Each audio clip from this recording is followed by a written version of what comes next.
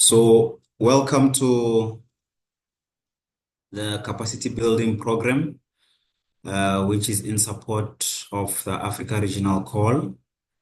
Today, we're going to be going through a training on accelerating the dissemination, impact, policy integration of environmental change and sustainability research.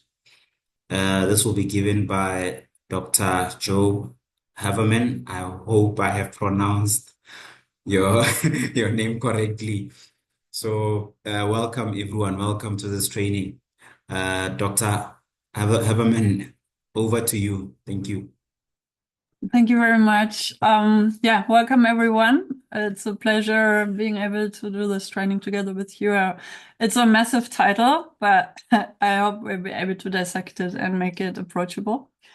I have just for a disclaimer, I have two puppies in the room. I hope that won't be disturbing at all or too much. But in case one of them has a tendency to sometimes be an interrupter, but just quickly handle the situation when if it should happen, but normally they just sleep. Thanks for your patience with that. So I prepared this workshop for you in as much as possible in a remote setting, engaging facility. I just want to give you a preview of what we will be working with is a platform called Miro.com. Please indicate in the chat if you've used already Miro before, but also if you haven't, don't worry. I will give you a quick guide and it should be easy to navigate. So this will enable us to do some voting, some basically collaborative note-taking. You will be able to roam the workshop board as if you were in the same room, but now it's a digital room. So you will have access to all the resources shared, and you're also able to leave comments. Like now it's also possible in Zoom, but I have never used the Zoom whiteboard, but we can also try that in case we run into any issues. So let me start so I've put the presentation here. I will also share the link to the slides in the chat so that you, first of all, have a copy of the slides for yourselves. Just need to make sure everyone has access. You can leave comments in the slides as well. If you have follow-up questions or anything, or please, if possible, leave comments on the Miro board after the introduction. So some of you have used Miro before, so that's interesting. So then maybe those who have used it before can, especially during the breakout sessions, will be able to assist those who haven't and give some additional guidance. Okay. So this one went a little bit ahead. So let's go to the first slide. So the title is, again, Accelerating the Dissemination, Impact and Policy Integration of Environmental Change and Sustainability Research. I'm using the second monitor. That's why sometimes I look to the side while still talking to you, but maybe to make it more accessible and interactive. Let me switch screens. So the title basically what we want to achieve as researchers is to actually have a positive impact to society. And the most direct, not necessarily the easiest, but the most direct way to achieve that is through policymakers. So this workshop is for us to explore and discuss your experiences of the challenges as well as opportunities in reaching policymakers so that you as the researcher may influence policy so that your research has a downstream effect on the societies you wish to improve through your research. And in doing so, we're going to move on to the second slide. So just a few words about myself. I have a background in molecular biology, evolution and development of the animals, so not necessarily about environmental research, but I'm very much concerned personally as well as professionally now. So I've also worked with the environment program for a couple of months on 2 projects. One had to do with indigenous peoples' rights in terms of climate change. And that was about a decade ago. And the other one was concerned with great apes, but also indigenous people's rights in that context, because there's often conflict arising. And then climate change on top. Also the founder and coordinator of a publishing platform or a research dissemination platform called Africa Archive, which is a repository with a regional focus on Africa, which I will briefly introduce you. And this is one venue where you can also increase the dissemination and reach of your research and make it accessible to the various stakeholder groups that you wish to address. If you have any questions, please feel free to comment in the chat, and I can turn to these and answer anything on the fly, or also unmute and just interrupt me.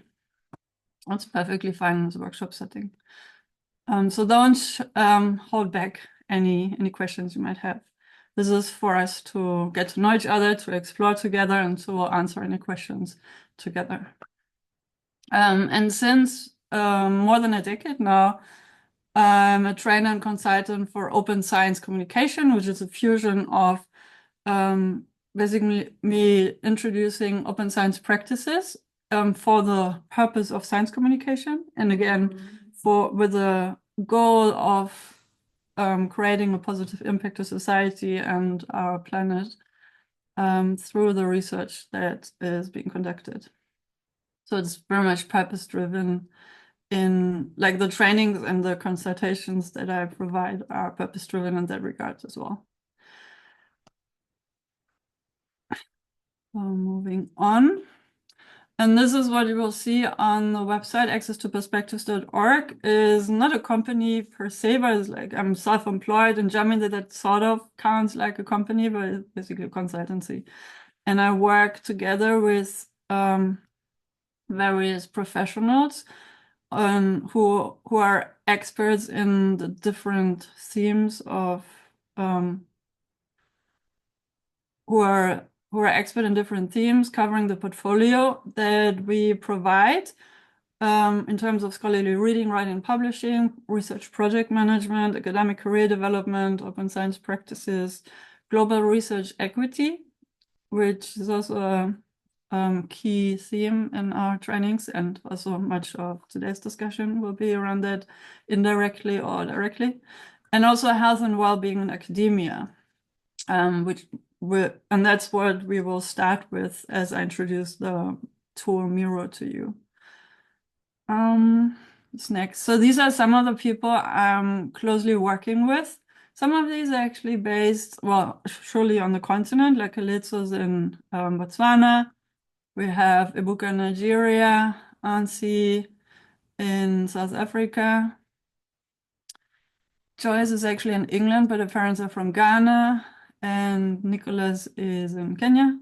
Arthur is currently in Germany, but from Malawi. And then a few other experts from different places on this planet. Tina is Swedish, Jikisha English, but with Indian background. Veronica is in Mexico.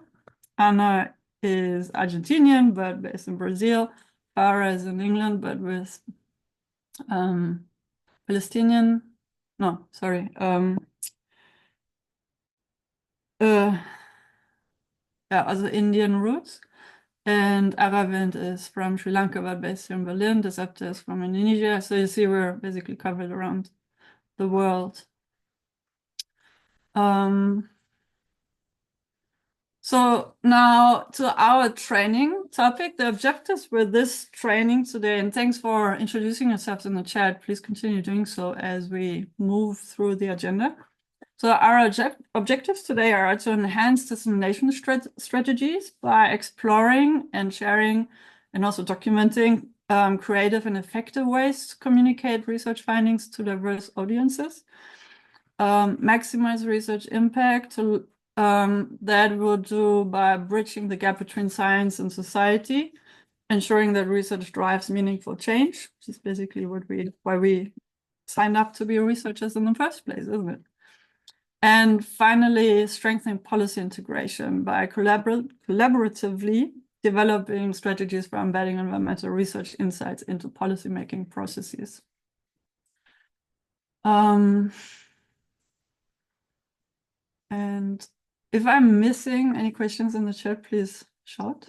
I think we're still in the greeting phase. So just a quick overview of today's agenda. So we're in the middle of the welcome and introduction part. I will also start with a short presentation, and then we can have, throughout that, have questions and answers. We will then have breakout sessions, and we're now close to 70 people, so there will be a lot of breakout rooms. So we will do that in such a capacity that we will have peer groups, so one-on-one discussions in groups of 3, and then widen the group that you can share with each other, and before we go to the plenary and share to everyone what the outcomes of the breakout sessions is. We will have 2 breakout sessions in total, one addressing the challenges and one more solution-oriented. But you're more than welcome to already hinting towards solutions as we discuss the challenges. Because again, we want to drive change, and that's very much solution-oriented. But in doing so, we experience a lot of challenges. So the balancing between challenges and solution orientation is what we want to get basically professionalized throughout their career. So this is a never-ending learning process, but we can practice that in this workshop.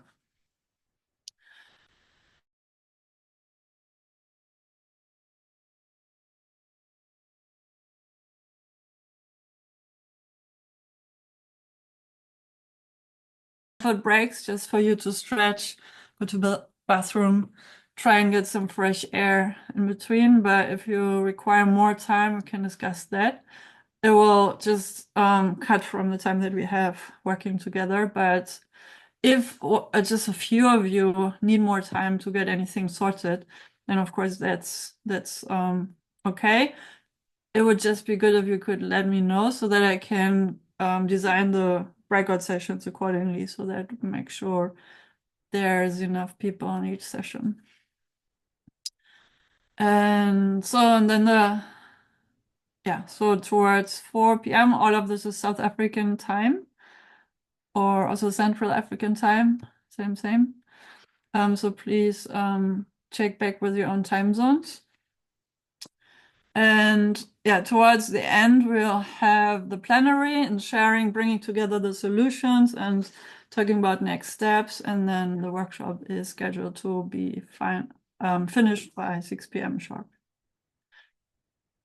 So is that okay with everyone? Could you please indicate with either in the chat by typing or through the emojicons? What is it? The reaction button? Any questions? Can you hear me well? All these questions. Yeah, we can hear you. Just that there is no tea break. There's not enough break? Tea break. Coffee break. Yeah, sorry. I would, of course, provide you with tea, but it's a bit of a challenge in this setting.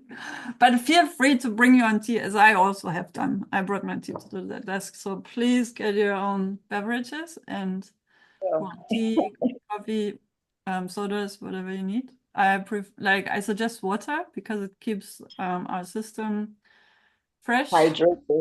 Yeah. Exactly. Thank you so much. Okay. Any questions at any point, please share in the chat or just raise your voice. Now, where are we? Okay. So let's maybe move into Miro. So for that, I will share the link to the Miro board in the chat for Zoom. Where is the chat now? How many windows? Oh, here we are. So it's a massive link. So please just click on it and then I will call you all to the same place so that we do a quick orientation. Zooming out. Double check. Anyone with a link should be able to edit the board. I've protected the boards to the best of my knowledge. So you shouldn't be able to destroy anything. So please feel free to just get on, open the link in your browser. You do not have to log in or anything. Don't sign up. Just open the link in your browser and then it should direct you. Maybe you have to close a window that's prompting you to sign up to Miro, but otherwise just open the page. I see like the first few people are joining. Is everyone using a laptop or computer? Because on a mobile device, this will be difficult.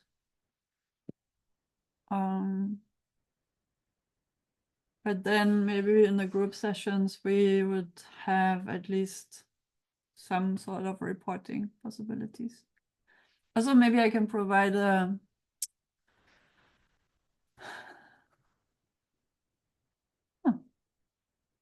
somebody is presenting something. How is that even possible? Oh, interesting. Okay. There's new features in Miro. It's been a while that I've actually used it myself. But okay, how can I bring everyone to the same place? We should all gather around the welcome introduction board. We only have 8 people of the ones, like there's 80 plus in Zoom, but only 12 now in Miro. Okay, it probably also takes some time for you to load the page. Okay, as we move on, so don't worry about registering with Miro. Just use it anonymously in the browser. That should be possible. If you're registered already, you can also delete the account later, but that is also likely that you will use it in the future. And the free version allows you also to create a few boards on your own if you want to test it. Okay, I would like you to bring you to the check-in board now. So bringing everyone to here. And this is a mental health check-in. So here we have a voting thing in the corner, which I'll increase the size of and then protect again. So here you can just grab any color that you like and then indicate how you're doing by placing the color or the dot to where, like how about you feeling today? The reason for that is just to highlight that not everyone might be feeling great every day, and that's perfectly normal. We're humans, we're affected by families. Well, please stick to the default size. You can also, click on it, decrease the size of the thing, or just delete the thing again if it misbehaves. And also if like every one of us at some points in our lives, we're going through difficult phases. Just know that you have all the rights and opportunities to seek support through your family, through professionals. Like the easiest access is your practitioner. And sharing makes the burden lighter. I'm saying that out of my own experience. So don't hold back. Like if you're not feeling okay, then please find people you can share, or one trusted person you can share with what's bothering you and what's basically weighing on you, and try and delegate whatever is possible to delegate. And also on my website, I've compiled a list of resources for mental health or like any health and well-being generally. So I'll share that with you as well for future reference. Okay. And we also have a course that we're just about to launch with one of my colleagues in Belgium, Julie Wren, where she shares health and well-being tips and tricks and strategies, which most of which has to do with eating and exercising. Same old, same old. But yeah, but it still works, and it's just a good reminder on how to look after ourselves. So socializing, being in good physical shape, and also eating well and being hydrated throughout. Okay, but it looks like most people are okay. And again, if you go through some difficult times, at any point in your life, just seek support, and things will brighten up again anytime soon. All right. So as you see, we will also have a wrap-up session, which is basically to collect your feedback, what you've learned, and what you would like to see more of in a similar workshop or as a follow-up. And now starting or going back to the presentation,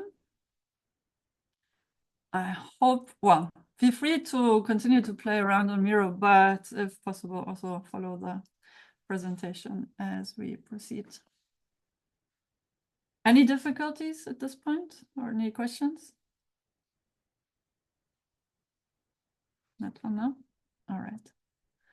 So in order for research to have a positive impact for society, or basically, let me read out the sentence on the slide. Research achievements need to be discoverable and accessible so that they can actually unfold the intended societal impact.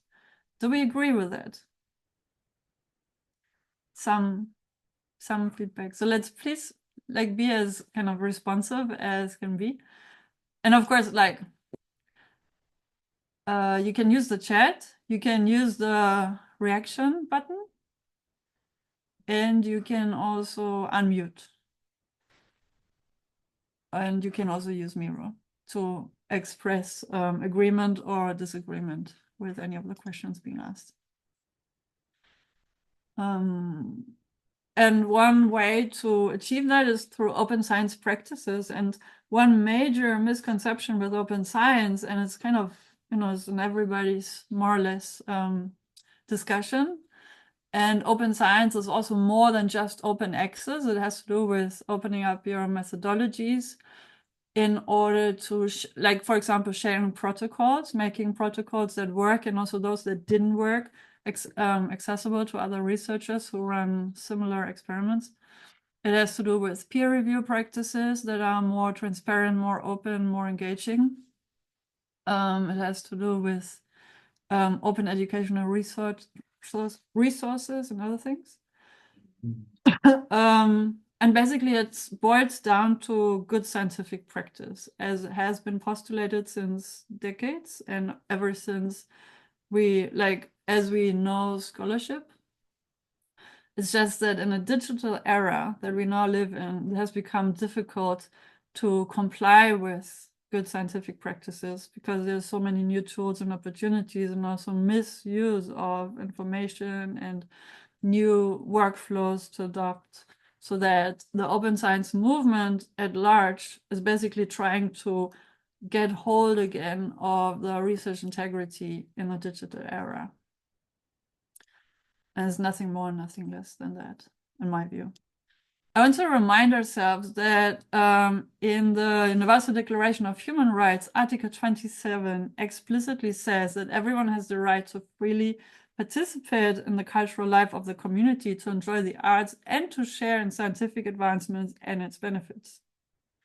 So science and research engagement is actually a human right for every human being on the planet. And the second paragraph says, everyone has the right to the protection of the moral and material interests resulting from any scientific, literary, or artistic production of which he or she is the author. So that as well boils down to research integrity and attribution and acknowledgement for your scientific achievements. So that as well is a human right, as postulated by the United Nations.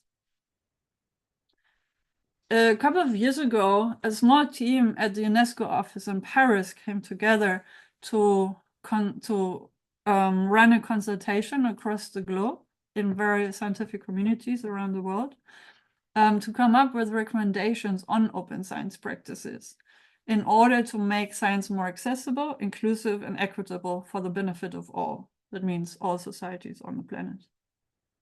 They also have a running slogan saying leaving no one behind, which you might have seen come across. And the UNESCO Open Science recommendations, like also the general open science principles in various capacities, are based on values and principles. Just to name a few values, for example, collective benefit, equity, fairness, diversity, inclusiveness, and of course, quality and integrity, and principles such as responsibility, respect, accountability, flexibility, sustainability, and also transparency and such things. We have 4 major categories or pillars of open science. The ones that you're most familiar with are open scientific knowledge, which encompass scientific publications, open access, open research data, open educational resources, as mentioned before, open source software and source code. And that's particularly important for any research that's using algorithms or now artificial intelligence of some sort, but also open hardware. Then another pillar of open science is open science infrastructures, such as virtual, but also physical infrastructure, meaning the equipment in your laboratories, computers, digital infrastructure, connectivity as a baseline, internet connectivity. So basically the setup to make research conductible in the first place.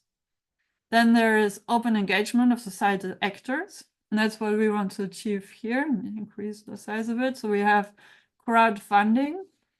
So besides getting research grants from national and international research funders, there's also an increasing amount and opportunity for crowdfunding from various sources for particular research projects, and especially when they're concerned with environmental and societal challenges. Crowdsourcing refers to also citizen engagement, or that's basically a separate pillar or a separate category. But crowdsourcing meaning also funding, but as well as research equipment and also research data can also be collected from different sources. Scientific volunteering and citizen engagement and participatory research, which are similar but distinct forms of research, but also more inviting and informative to the public or citizens generally. And then there is open dialogue with other knowledge systems. And here, a particular important, also personally to me, because I've worked with indigenous peoples in the past and continuously, is indigenous peoples and indigenous knowledge systems, as well as marginalized scholars and local communities. And under marginalized scholars, you find those who are currently facing conflicts or threats in their home countries, like in Sudan, Ukraine, different places of the earth, of the earth. Palestine, obviously. I think the Palestinians don't have many opportunities to get out. But those who seek refuge and are not in a good capacity to conduct research due to political or environmental circumstances. So all of that encompasses open science, and this all of that also is basically to set the baseline for our conversations in the breakout sessions. These are also stakeholder groups potentially and target audiences for your research, depending on your research projects and what challenges and issues you're addressing with your research.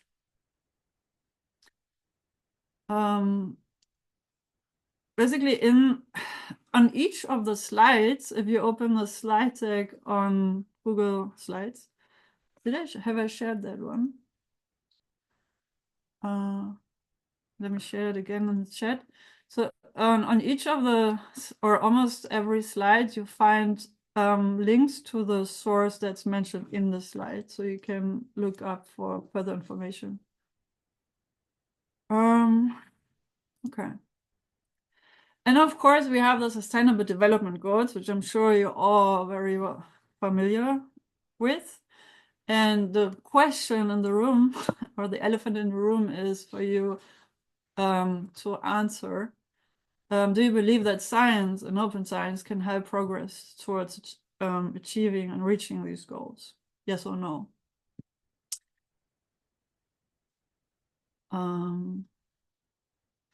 So here would actually be interesting to have, okay, yeah, to have a little response in the chat. I was gonna suggest maybe to have a quick poll. Oh yeah, we can also do that. Let me just have a quick voting. Okay. And of course, you can also unmute and answer in the chat. So let's have. Yeah, thank you. Yes, I think science can help to achieve these development goals. But more importantly, it is the management of the science and the innovations that come from science that we should be mindful of. I mean, people have been known to put science to use that have not been very beneficial to the environment and to human beings. So I think we should lay more emphasis on the importance of managing science and innovation. Thank you. Yeah, no, it's a very good hint and addition to. So yeah, thanks for adding that. And I agree.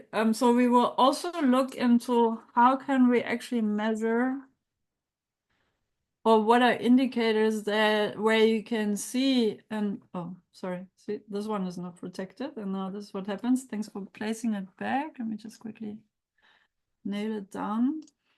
I will give you a tool at hand where we can look at where you can see potential impact to innovation. Further, like after or towards the end of the presentation part. And thanks for adding that, Lucy. Okay, now moving forward. Oh, no, there we go. Okay, so next slide.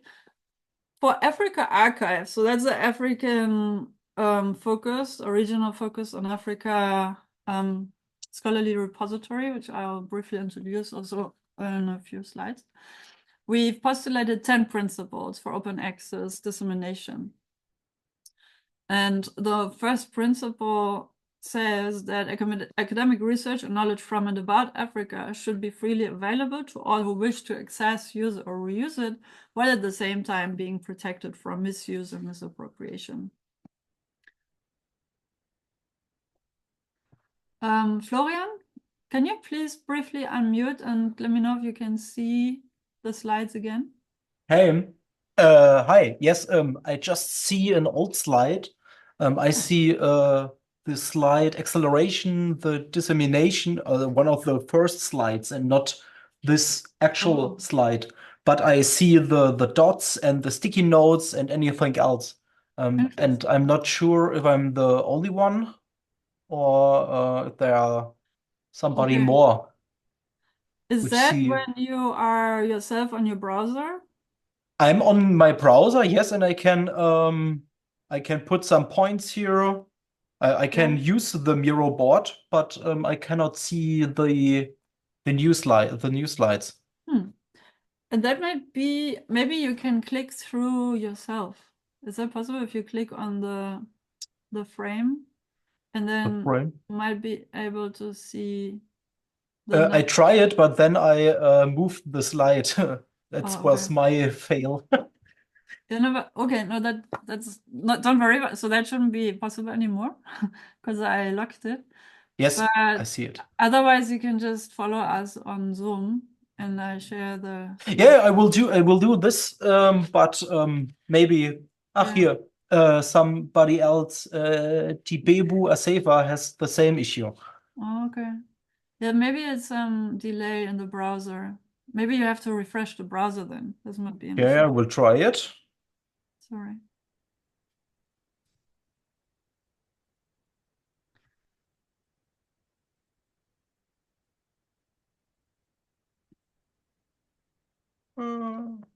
No. I have no idea, but I can follow the presentation on Zoom. That's no problem. Okay, thank you so much. Okay, thank you. Sure. Okay, so moving on. So the important thing is here, because this keeps happening, especially when it comes to African research, you probably also heard about helicopter research, where researchers from different parts of the world may come to the continent, particular country, collect data, and then publish without much acknowledgement of the African colleagues. But that's also being addressed increasingly. And with Access to Perspectives, we also provide workshops in how this can be improved. It's oftentimes not intentionally, but just the limited timeframes and the policies and the funding availabilities are all pressure points that lead to that unfortunate effect. But now also with open science practices, we can revert much of that to provide a more equitable research environment and protect, for the purpose of protecting African research and African research achievements from misuse and misappropriation, to give credit where credit is due. So, and for that, Africa Archive is also designed as a repository in order to provide solutions for some of the already mentioned challenges, including language barriers, the still relatively low digital visibility of African scholarly output, restricted access to research funding, underrepresentation in international research networks, where this workshop is actually a good example of how else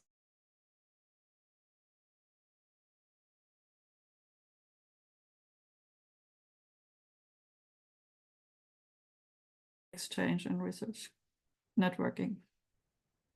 So thanks to the organizers for providing that opportunity.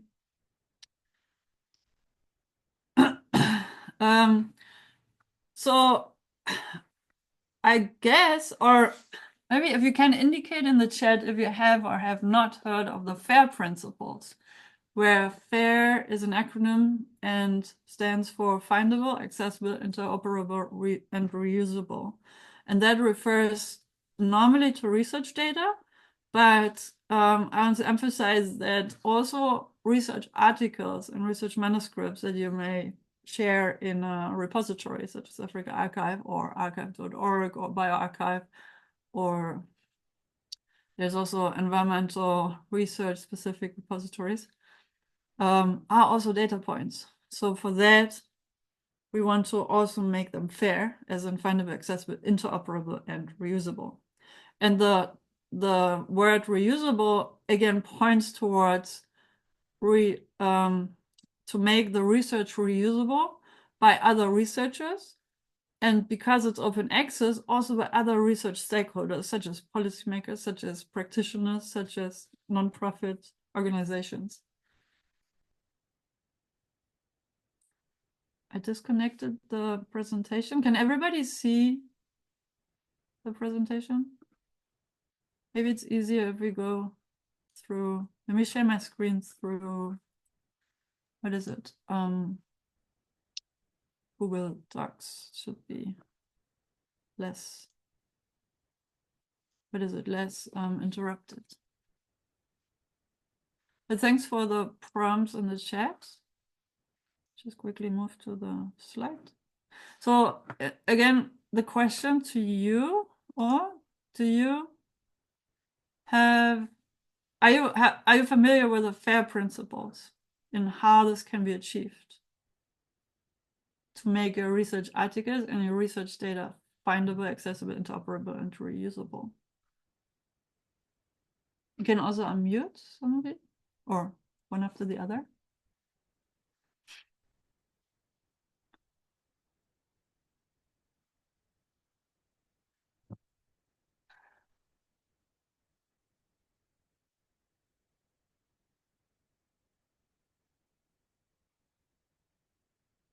Huh. Okay.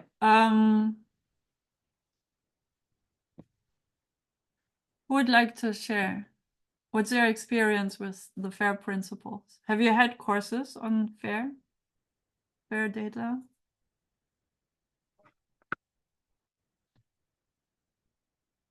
There's in the slide deck, you have the Wikipedia article linked to the FAIR data principles, and then also what the acronym stands for and where you find more information and making that possible. But basically placing your research, first of all, many publishers make sure that your research articles are FAIR, as in findable, accessible, interoperable, and reusable. But I wouldn't rely on that. And some journals also do not have the capacity or the interoperability provided. And therefore, you can use modern state-of-the-art repositories, which again, Africa Archive is one there, to make your research outputs discoverable. Okay, looks like it's getting better. Okay, so let's briefly look on the Wikipedia entry for FAIR.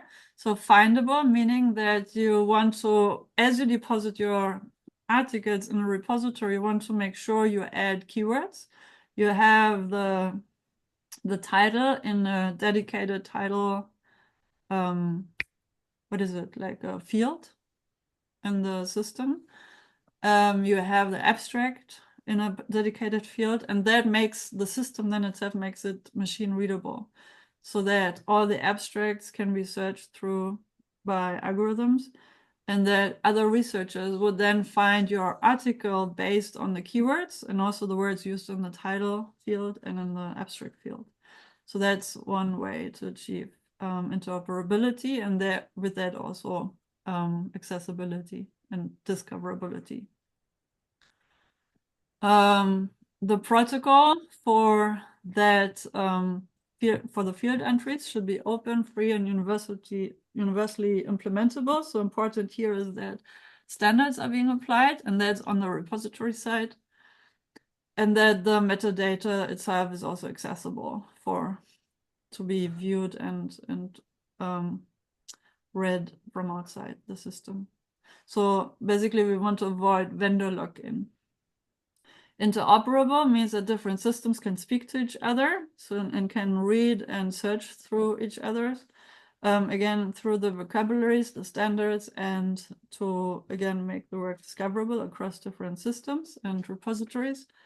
And this downstream discovery tools such as Google Scholar. And reusable, again, applies to the metadata that you allocate as the researcher to your research item. And that then ensures that practitioners and other research stakeholders can also find the item to make it reusable in their own context.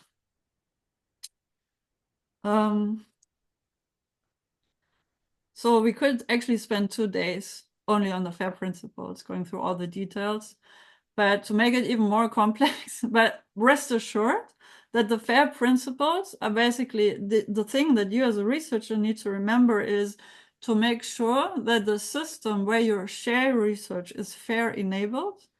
And that would be also described on the About Us page, that persistent identifiers are allocated, such as that you can register with your ORCID ID, that you can that the item will get a digital object identifier or a handle or an ARC each of these are persistent identifiers for research items online. Most widely used today and most prominent are DOIs. And then for institutions, we want to make sure that the system also caters for the ROR as a research organization registry identifier. Can I ask a question? Sure, Nubano, please. Yeah. Now, Oh, Ngozi, please. yes, Ngozi. How do we posit this against the? I mean, you and I know that reputable publishers, they lock up their sites. When you publish with them, you're not able to. If you want to access publications from from their publishing platforms, you have to pay, and you pay a lot of money. Yeah, like If you're today, luckily, another problem. Luckily today, more research is actually openly accessible than the ones that are closed access. It depends, of course, on the research discipline, but in most cases, I wouldn't bother about the ones that are still behind a paywall and only look at the data that you can actually access through open access repositories and open access journals. And where you need the data, that is access, if you want your article to be open access, you have to pay. And for those of us in Africa, it's a lot of money. Yeah, no, that's Really? that's another issue, which we can also solve. So just give me a few minutes. Okay. And I know it's a persistent issue that's constantly debated. It needs a paradigm shift across all stakeholder groups. The researchers need to be aware of the alternatives. The research managers and the decision makers for career advancement need to acknowledge dissemination in open access journals that do not charge at all or affordable publishing fees. And then we need a shift away from the prestige hunt to publish in overpriced journals. But that's a whole political agenda. But just rest assured that you have alternatives at your fingertips. And one way is to deposit your article in a repository and then publish closed access if you need to publish in a prestigious journal. But that's only because publication requirements by your institution. But the better approach is to choose an open access journal. And one way to find this is, for example, to the Director of Open Access Journals, DOAJ, and you will have a list of resources as in the compendium after this workshop. And here you can search for, I don't know, keywords in the title of the journal. So you can search for articles, but also for journals. And if we search for, so there is no journal, it's called environment. Your spelling is wrong. It's environmental. You missed the N. Oh, thank you. That helps. So now we have 90 journals. Thanks for, typos are not helpful for FAIR data. So you need to be concise and specific. And here you find 89 journals that are open access. And you see that many of them do not charge at all for submission, but then they might be published in Turkey or Indonesia, in Switzerland. Here, this is actually quite pricey again, Swiss journal. Here's again one Irish journal, which doesn't charge. Here's the DOAJ seal is basically a seal of quality assurance. And the ones without the seal doesn't mean that they are bad quality. It's just that these ones have actually been vetted for certain criteria, which you can find on the website. And you can also search for show me only the journals, and it's almost 50 on environment in the title, which do not charge any fees and are open access.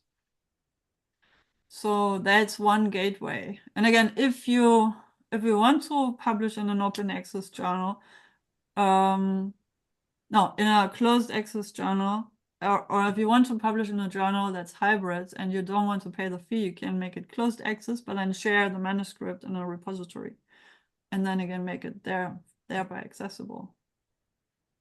So there's different routes you can take in order to avoid having to pay any charges. And all of these are reputable journals to publish in. And the fact that they're online, so it doesn't mean that you have to choose for a US American or British or an Indonesian journal. Like they're all online. So what's the heck? It's of course reputation, prestige, community pressure. But if you want to get the word out and make your research citable, that's what you want to look for. And I'm not saying you should go, like, there's different aspects to consider. And of course, it's a team and it's your decision. It's just, I'm just giving you options.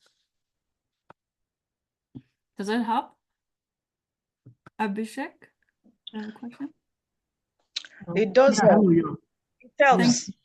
Thank I you. guess we also will have to start speaking to our. I don't know how we're going to do it.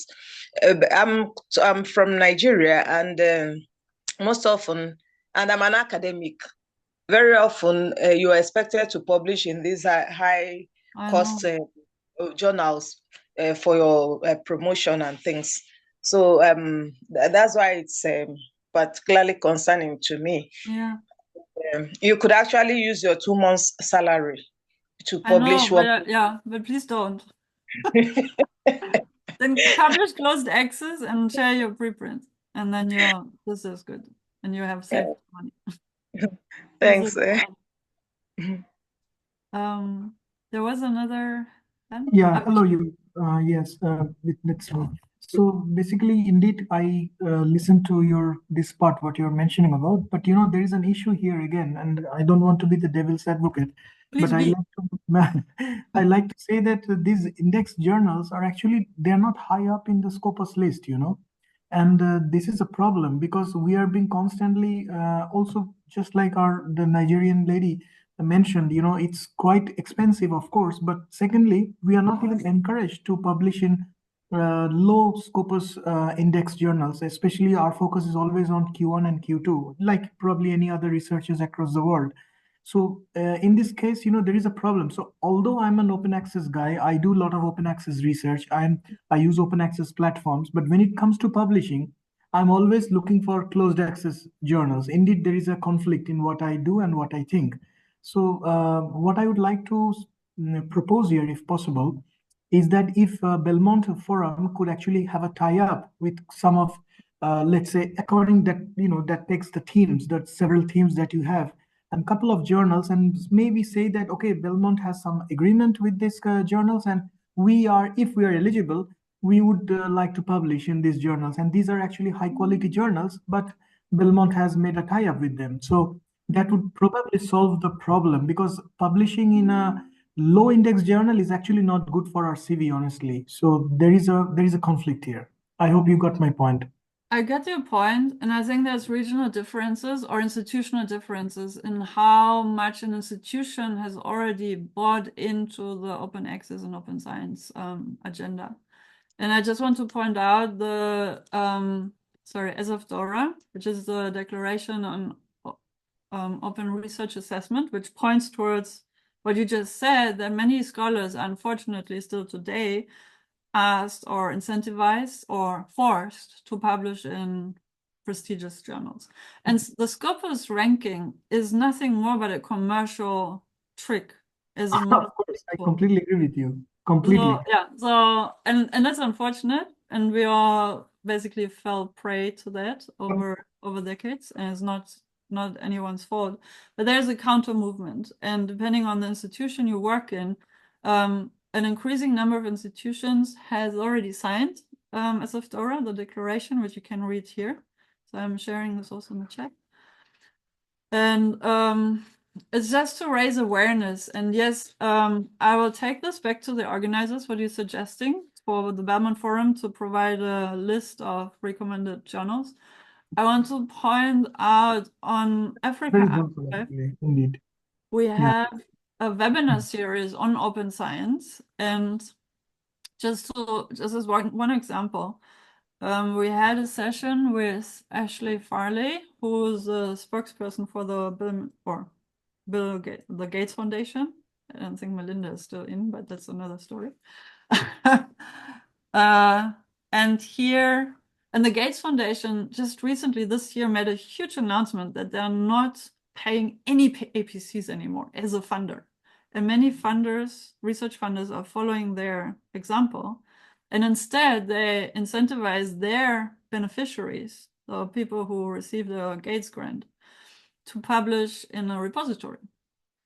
And they have created their own repository to publish in, but they're also exploring opportunities and assess quality for regional repositories in Latin America, Africa, and other world regions to diversify the repository submissions. And you can watch the recording of her presentation, why the Gates Foundation made that move. And it's particular for what you raise as an issue. It's too expensive. The funders also, even if the Gates Foundation is basically the wealthiest research fund on the planet. Maybe Zuckerberg is now equally wealthy, or I don't know how they are in the race for who has more money to spend on research. But they also say we don't buy into giving those corporate entities so much of the share, which actually should go into the research and not into publishing, because publishing is part of the process. And there's much more affordable ways to publish than the price tags that are being held by the few namesakes. Yeah, it's a matter of awareness. It's a matter of political kind of pushbacks. It's a matter of it's basically an agenda for campaigning. But you as a researcher, I just want you to be able to make an informed decision and go whichever route suits your career without having to do extra painful moves or paying from your own pockets. Like that's certainly the very last thing, or you shouldn't have to do that. There's many similar related webinar sessions that we had relating to open access. Also, Diamond open access is neither the researcher nor the reader pays. So that's basically what you find under no fees, but all open access.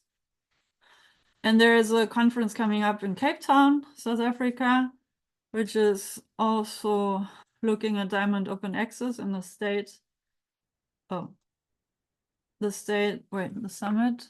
So that's south to south. And there's a global summit, the second global summit after last year in Mexico, to be held in Cape Town in December, in the next 2 weeks. I'll be there, so I might be seeing some of you there. If you're in Cape Town, let me know. Okay, but thanks very much for this intervention. It is very hotly debated. I'm not sure if I'm even saying it right here, but it's a hot topic to be discussed. And there are many options that you have. And my job as a facilitator, as a trainer, is to share the options with you, and then so that you can make an informed and affordable decision and how to disseminate your research. So it doesn't end with the FAIR principles. There's one thing to make your research accessible and reusable, but then there's also the CARE principles. And these were called upon by a group of indigenous representatives among scholars. And they are now postulating means and necessities for collective benefit, authority to control, responsibility, and ethics. And some of that is already built into research projects by default, but not necessarily to a satisfying extent.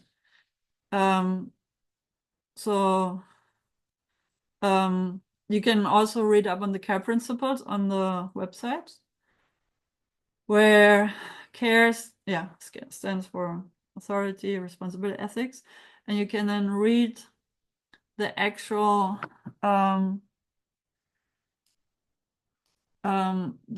principles in more detail. There's also slideshows that you can access, how it evolved, the history behind. but more and like importantly, there's also the people who postulated them. Where is it now?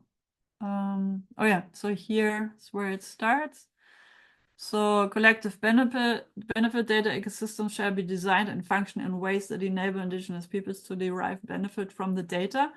And in the way that I teach and inform about the care principles, you can also substitute indigenous communities with any human community. Because at the end of the day, we're all human beings and we all have equal rights based on the Declaration on the Human Rights to engage in research achievements and also have our data protected and attribution where it's due. But we need to make sure that we also apply ethical conditions and safeguards. And that we use the results responsibly, that we weigh, especially as researchers, that we weigh consciously how much of our achievements should actually be shared publicly and what needs to be protected in order to also protect societies or indigenous species of wildlife. So that's also our responsibility. And again, when humans are concerned, they don't necessarily have to categorize as indigenous. People are people, but indigenous communities tend to be the most vulnerable group of people on the planet. And that's why it was postulated primarily for them, but not exclusively for them. So now, Africa Archive. So you find the website at africaarchive.org. So we already went on the info page. And from here, you find this red button, which is the repository. So you actually get to this page, is a bit long, info-Africa Archive at ubuntunet.net. It's because UbuntuNet Alliance is providing now the space for the repository. But if you type africaarchive.org, you get to the same. Oh, you get to the same. Gosh. Place. So now it redirects to the page that I just showed you. And here is a red button where you actually get to the repository. And the repository is on DSpace, for those who are familiar. So it's an established system used by many library repositories, institutional repositories. And here you see the most recent submissions. And we have also, similar to the Belmont Forum, there's also the NRF South Africa, together with other funders, facilitated a COVID-19 Africa Rapid Grant Fund over the past 4 years to investigate the impact of the pandemic on the region of Africa. And we're collecting in this repository now the results thereof. So you find different types of outputs, also policy papers, and then research articles, closed access, open access, but everything can be archived in the repository for seamless access for anyone, and each entry will get a DOI. And you can share posters, slide decks, manuscripts, data sets, any research output that you wish to disseminate. So that's one way of achieving dissemination and reach to various target audiences. Okay, back to the presentation. So we have a moderation workflow. So each submission undergoes moderation for quality assurance to make sure it's of African relevance or by African scholars on any research topics. And if it's by non-African scholars, then it should have a reference to African affairs of some sort.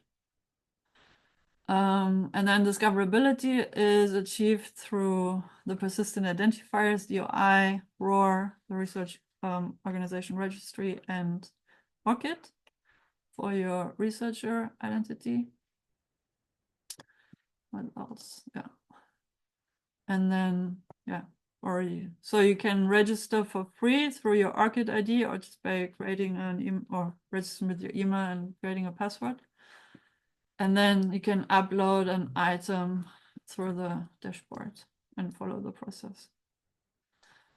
Since I just mentioned, so how research funders benefit from repositories is also highlighted by what I just pointed towards the webinar through by Ashley Farley on the Gates Foundation.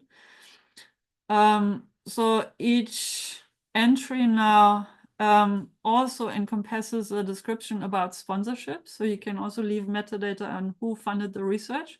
And that now makes it easy for the Belmont Forum, if they serve as a funder, to collect all the research outputs that are disseminated under the funding scheme.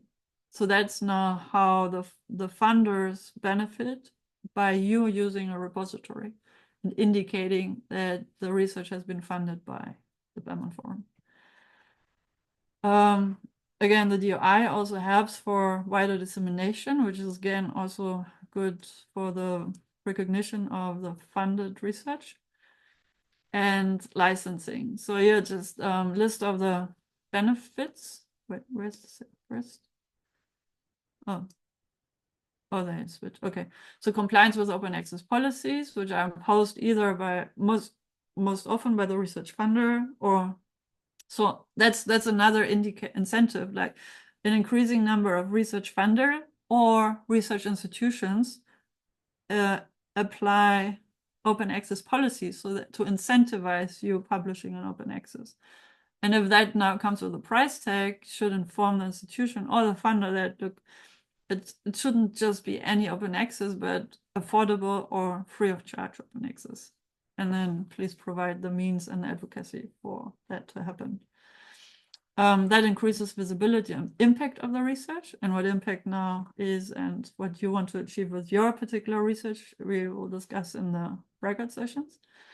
Long-term preservation and accessibility, to make sure that the output is also long-term archived and not dependent on particular publishers, but on institutional community-owned repositories. And that also helps with the reporting, monitoring, and accountability aspects of the funding of the research, and so on and so forth. Okay, I just want to now finish with a couple of slides why dissemination impact matters. And basically we all already know how and what, but just to give some flesh to the bones. We have environmental challenges that demand urgent action. The world faces interconnected crises like climate change, biodiversity loss, resource depletion, and pollution. All of that, we know very much that research has the answers to those challenges, and that your investigations inform or have basically the capacity to inform policy to do better than how we're managing this planet at the moment. But the delay in action risks crossing political planetary boundaries, exacerbating social. Oh, where's that? Something is missing here. So the role of research dissemination now, research often stays confined to academic circles. So if you publish in papers with certain or whichever publishers, especially it's closed access, who's going to read those articles? And one incentive by a career department is also to get citations. But isn't it true that only if you publish your work open access, you have a higher chance of also getting more citations for your research? But then again, this only indicates that your research is being read amongst other academics, while it may inform immediately other societal stakeholders and have actual positive impact already today and tomorrow instead of 10 years down the line. So that's what's meant with the first bullet point. The effective dissemination ensures findings reach diverse audiences, such as policymakers, practitioners, educators, and the public at large. And you can achieve that by leveraging digital tools, storytelling, and media, and thereby amplify the impact of your research. Oh, I just see a question in the chat, so I'm sharing the link to the present. Oh, somebody shared already. Thanks, Emily. And how different is Africa Archive from other platforms like Mendeley Data? First of all, Mendeley is also proprietary as a data repository. We are also not, well, Dataverse and Africa Archive as it is today can also host data. So it's not different, it's just a different system. And we have a regional focus for Africa, and that is to make African research generally more discoverable and to basically put a spotlight on the region and on the researchers in the region and on the topics concerned by the region. So it's very similar, it's more or less the same, and it has a regional context. That makes sense. And it's community owned, so it's not proprietary. It's basically managed by Ubuntu Net Alliance. You can read that up also on the website on our governance page. So myself, I've built Africa Archive for the first 5 years, and then since last year, February, Ubuntu Net Alliance has provided Africa Archive a home in Malawi with a continental reach through the African Open Science Platform. So you can read all of that on the website. Okay, so digital tools. Just 2 examples, for the role of research dissemination. I'll come to the comment by Manuel in just a second. Let me just finish the slides. So there's the example of coral reef campaigning, or the protection of coral reefs, which is ongoing and has been quite successful despite the alarming effects that the reefs are still bleaching in Australia, most prominent. But a lot of campaigning has happened and a lot of research-informed campaigns are underway to ensure that an increasing number of coral reefs are under protection by various renowned groups like the Nature Conservancy. This is not the journal or the publisher, but it's nature.org. The journal would be nature.com, which also implies it's commercial. And the Nature Conservancy is an NGO, which you're probably also familiar with, which is concerned with environmental protection and also research-informed and community-based approaches and research-informed approaches to environmental protection. And then there's international efforts such as the Coral Reef Alliance. This is a San Francisco-based initiative, various actors. And then there is the Ocean Acidification International Coordination Center, which is another marine, but different topics. So it's not necessarily only coral reef protection, but combating ocean acidification, which is a side effect of climate change. And that's also alarming because it threatens the flora and fauna in the oceans, and it basically increases as it says, like the acidification is increasing alarmingly, and therefore changes in the environmental setup in the oceans happening. So now, to impact and policy integration, research impacts are maximized when findings inform and influence policies.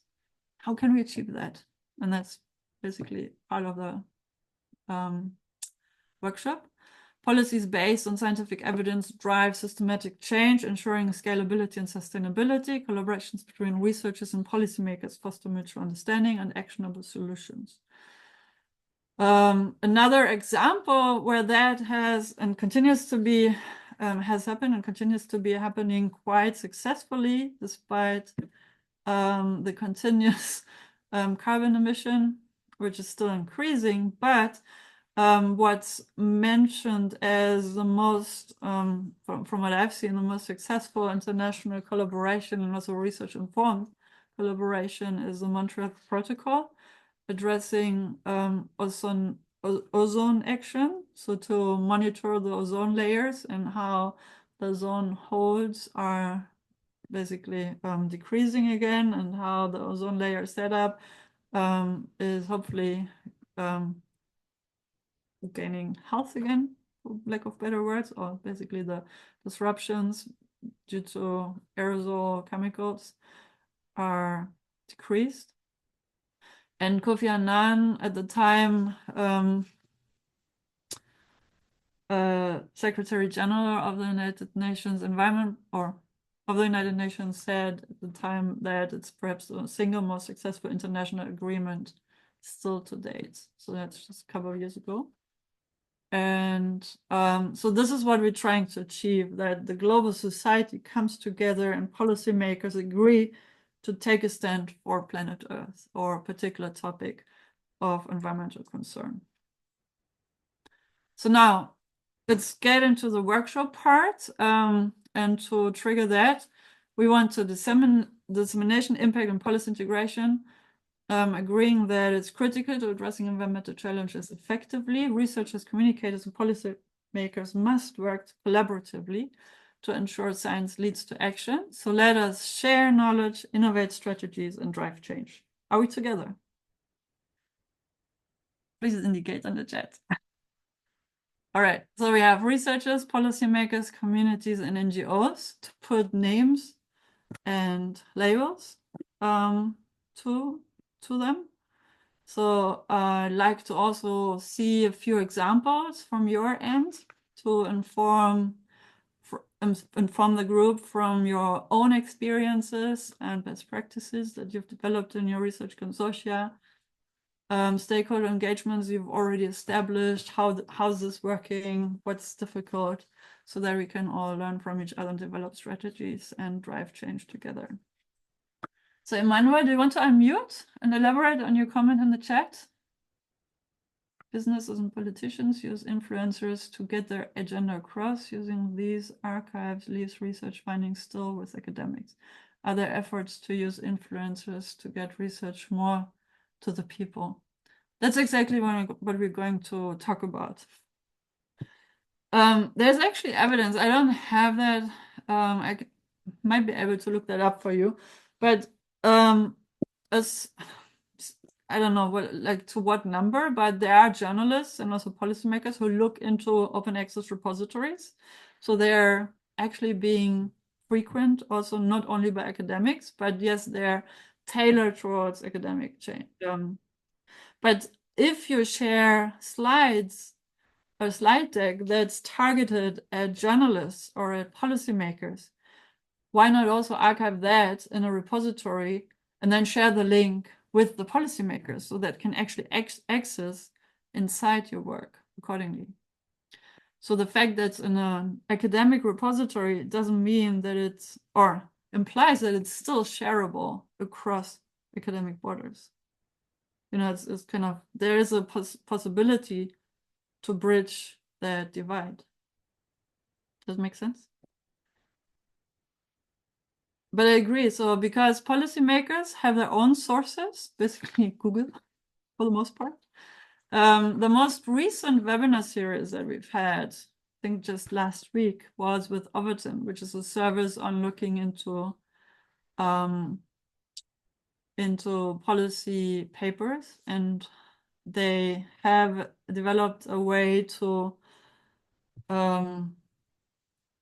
map, or it's a bit complex. You can watch the recording and how this actually now works. So if you click on the image, oh, I need to update that. But how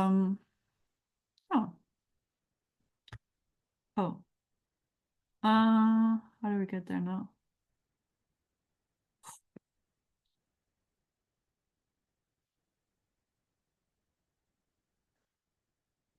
Okay, I will share the link to the recording. It's actually on our social media, so you should be able to.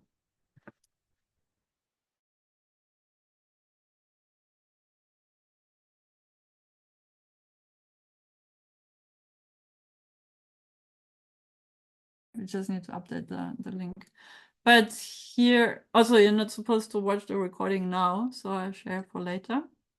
And Ewan Adey is the CEO of Overton. It's basically a database. Okay, this is something I want to still show you. This database which maps policy papers and also gray literature, what kind of research they cite.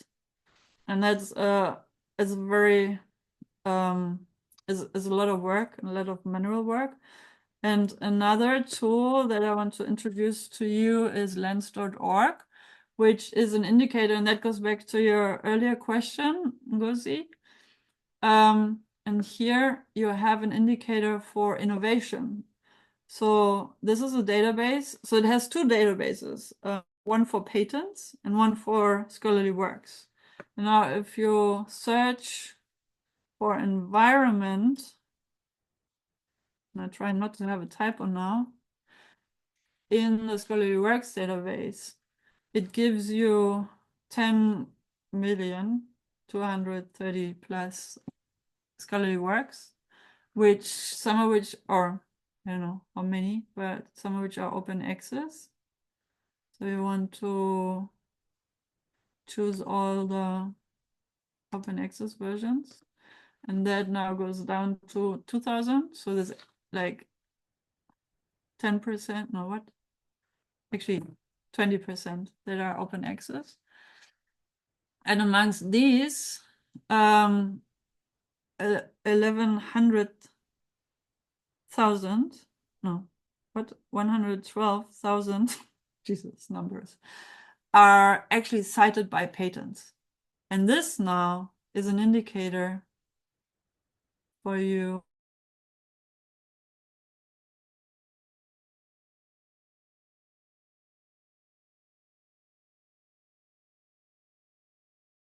way to a practitioner.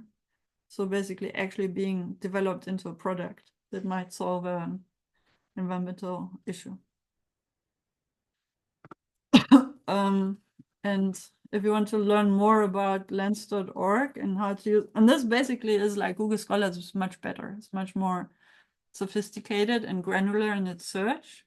And you can also indicate for patent citations and citing patents. So of these 2,000 articles, 312 are citing patents. So this is where scholarly works are referring back to patents to investigate how further the patents can now serve environmental solutions.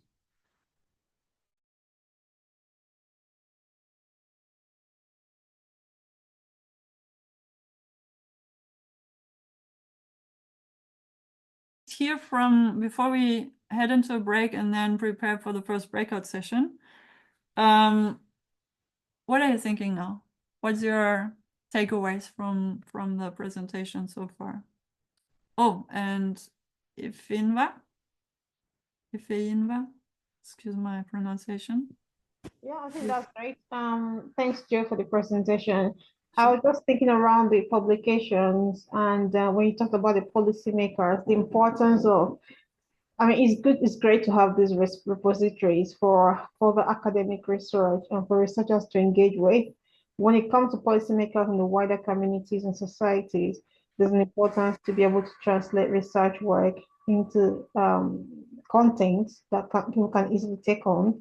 And with the influence of social media and other platforms, how researchers can effectively communicate their research via these platforms to have a wider reach, I think is very important. And whether this is something that Belmont Forum will looking out for in the applications that you have, like what we call science journalists or science social journalists who take on academic research work and turn them into useful content that people can engage with. And it means that you may have to work with like local publishers, like Yes. for us to be able to take on that research and put it into content that people can easily connect with and being able to enable that funding to come through in the research would be something that would be nice to know the thoughts of Belmont Farm on that. Thank you very much. Yeah, no, thanks very much. And that actually is a good transition to the first breakout session, or actually both breakout sessions, because that's what we want to address now. How can we bridge the gap to policymakers? How can we reach them? What are the channels that we should use as researchers to get hold of the policymakers, to get their attention? And it's not straightforward, but some people in your institution may already have ties to the ministry, to the governing councils in the region, to community councils. So there's different ways, and of course social media. But the trick is to be aware of the different channels and pathways, and also not to exhaust yourself at the same time. Yeah, I want to say that because most of these politicians, they do have like media people who go through all the published newspaper in the day, give them a summary report. Yeah. Start getting academic research into this paper so that it forms part of their briefing. They have a lot more impact. Thank you. That also, and of course, as a researcher, you can also write policy briefs. Yeah. And so there's all these pathways that you can look into. Thanks very much. Okay, other feedback. What was good? What was maybe redundant from this session? Any takeaways? Please feel free to unmute your thoughts.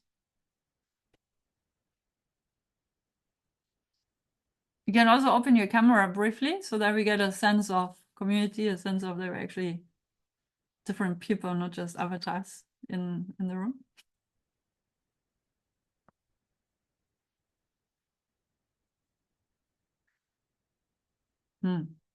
So one person has to start opening a camera or microphones. Thanks. Okay. Tiboibu, how are you feeling now? What's your takeaway from the session? That's the downside. Now that you open your camera, I see you're here, so you get to talk.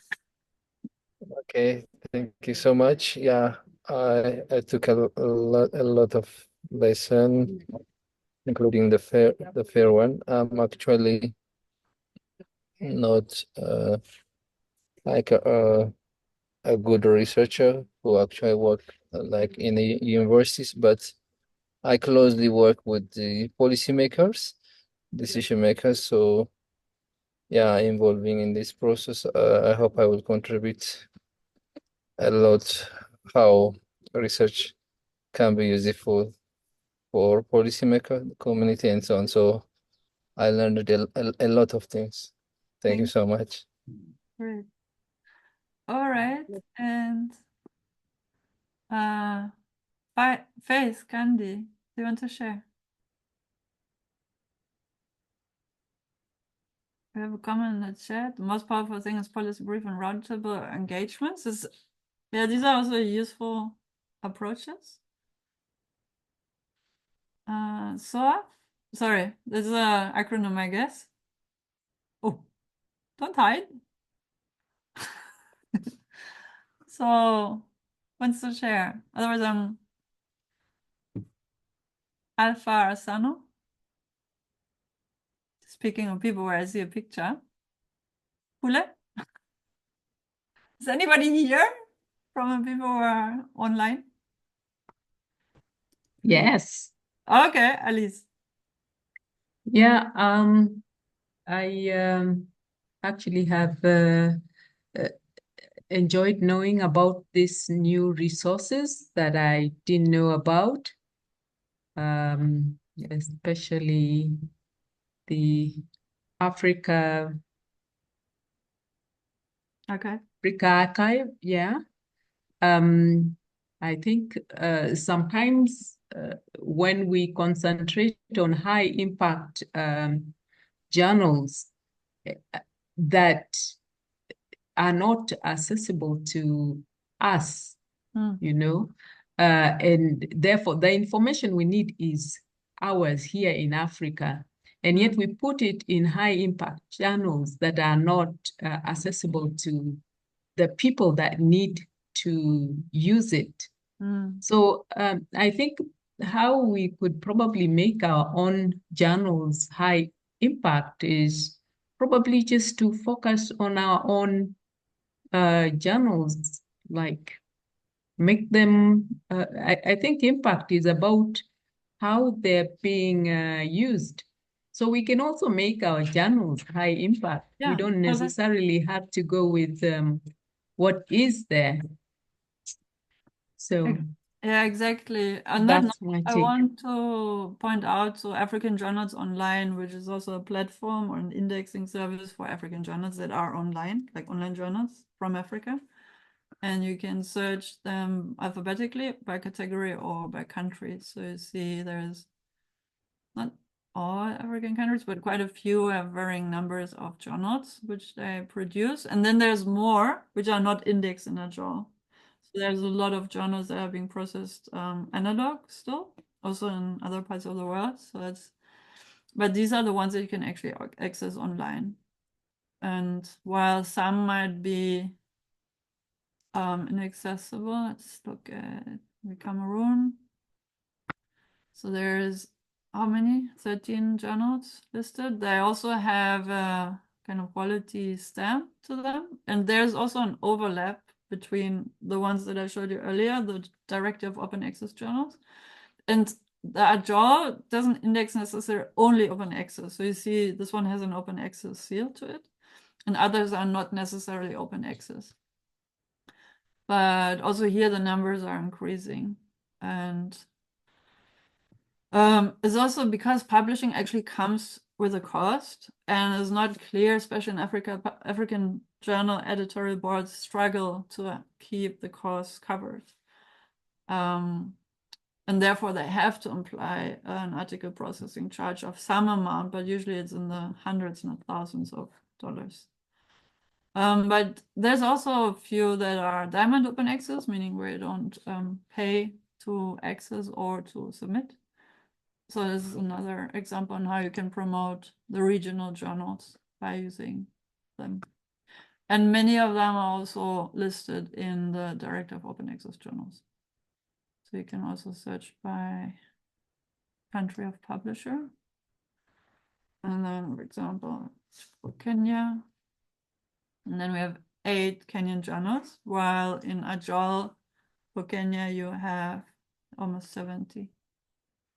But also here, remember we're only looking at the open access ones, and then the ones that, like the qualification for indexing criteria vary between the 2 platforms. But they also work together to streamline.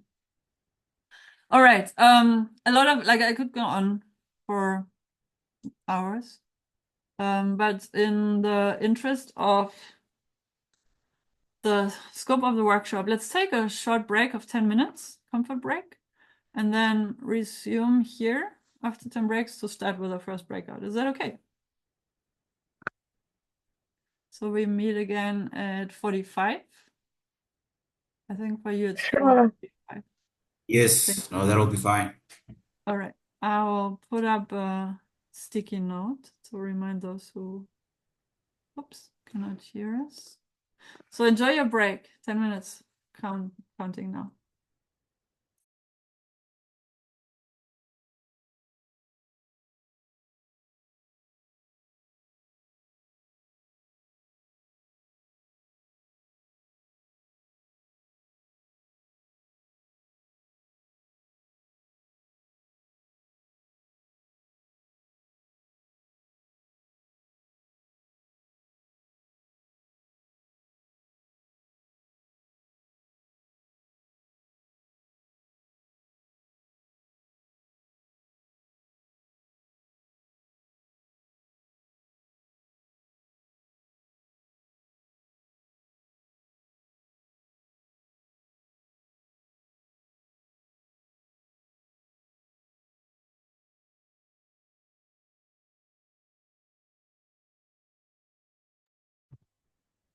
Hi, Joe.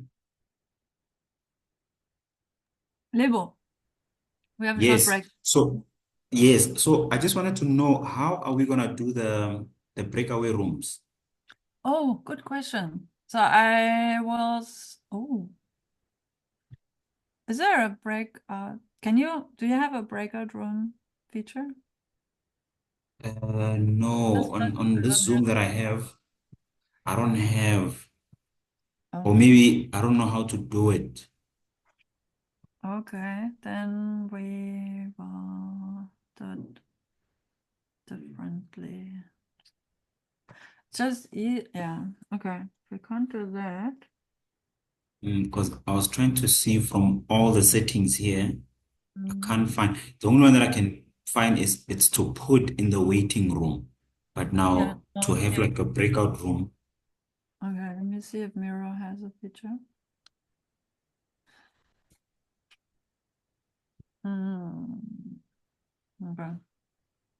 Okay. Okay. Sorry, I should have checked that beforehand. Somehow I assumed it's the default setting, but it's not. We'll find a way. Yeah, because I'm trying to think if we do create another link and then share it in the chats, uh, But do, then for do, do you sure, have I do, do have. you have someone that's gonna be on the other room? Oh, no. Unless you could. Yes, no, I can do that. So what I can do now, so how many breakaway rooms do you want? We're 60 plus.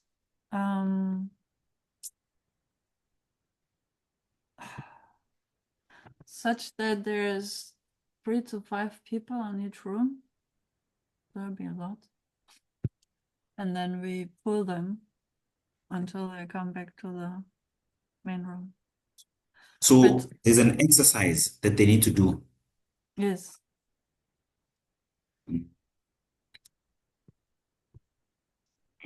And then how are we gonna divide them?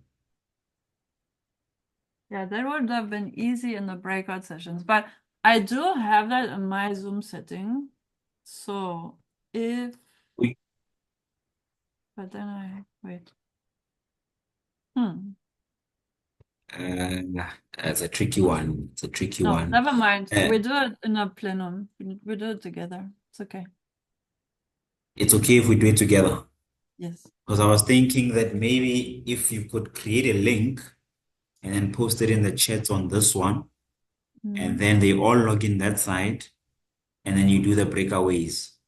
And then once everyone is done, they can come back to this one Yeah, I think we would just lose too much time waiting for everyone to move. to Let's to just, draw to join. it's Okay. okay. We can do it together. It's fine. Okay. All right. Thank you. And sorry, All should right. have checked. No, no, no. Thank you, Joe. Okay. 45. Okay, 6 more minutes.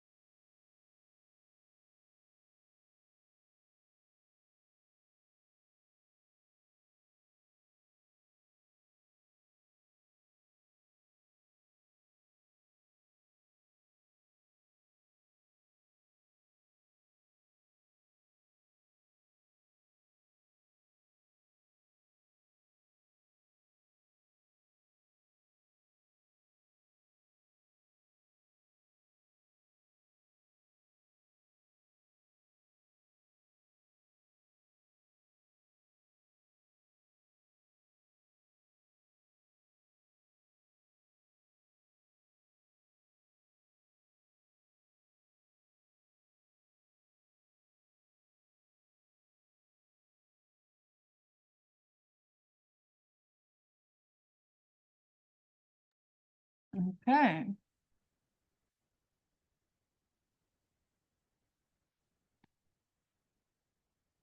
Wow, that sound was also new.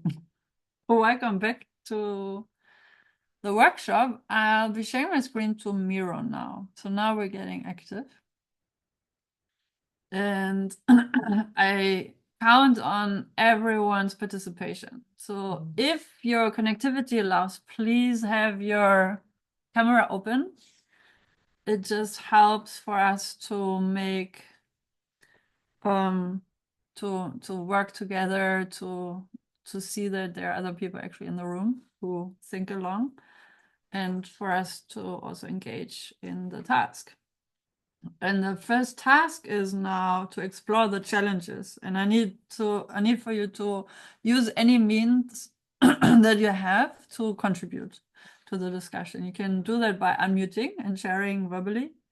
And I can then put sticky notes on your behalf. You can also use the chat to add your contributions to your thoughts and questions. And you can also use Miro yourself. So let me share the link to the Miro board again, where you can access. I'll make sure we're all on the same page by bringing you all to the breakout session 1. and no voices going somewhere. Oh, okay. So in the chat, you will find the Miro link again to this board. It's very long, but that's the place where we are. So the objective of this exercise is to identify the barriers and challenges to disseminating research, increasing impact, and influencing policy. Discuss specific challenges, focusing on one of the 3 themes, or any of the 3 themes, really. The one is dissemination techniques. What makes it hard to share research with non-experts?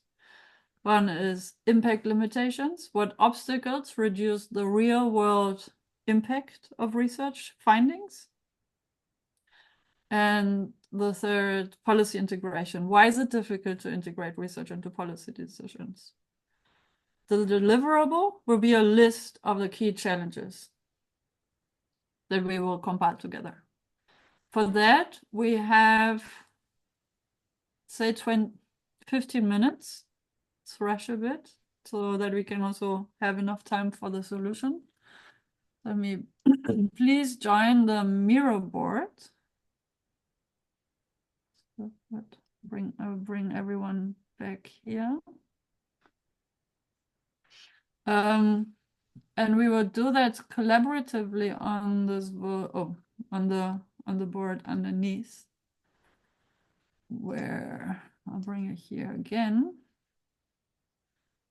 And I'll introduce you. So again, the task is to provide a list of challenges.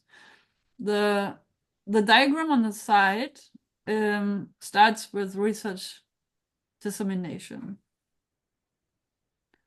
And we have dissemination techniques. Maybe that's a bit small, everything. Oh, but there's not much I can do about it. Okay, let's just zoom in for now. And let's lock. Yeah, I think it's locked. Okay, so we have dissemination, complex language, and there's already some some triggers. But for us, it's now to explore some of these in more detail. Like, what do you mean complex language? Why is that an obstacle? And how can we approach this? Like, what are solutions that we can already come up with and provide? And what aspects of the complex language are the actual obstacle? Then lack of engagement, limited access. So we already talked about open access. Again, feel free to, you can write, you can use the tool on the side.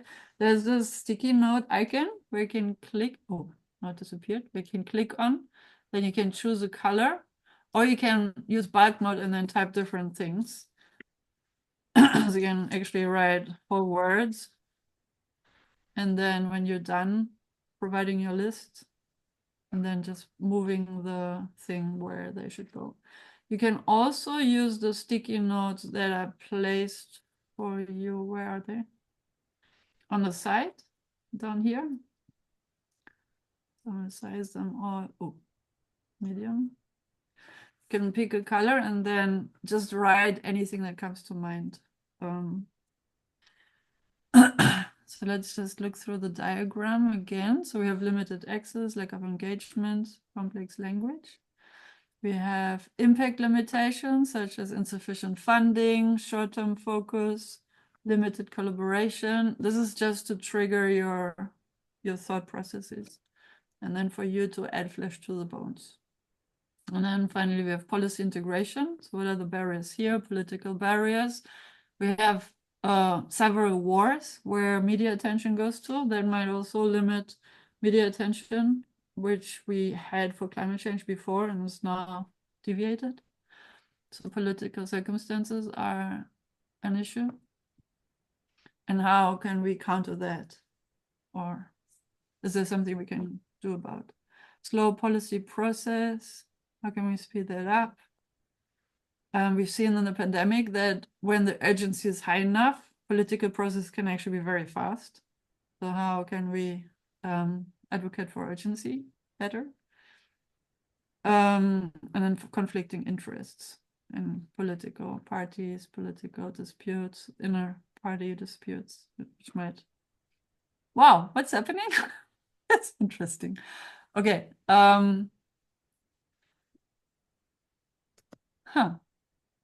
If you're not sure if it was you who changed it to yellow, I think this is also something I should be able to change back. Oh yeah, never mind, I can change it back for you. The white background and then lock the thing. Okay. So you can also enhance with the voting dots if you want to support what somebody else has already written.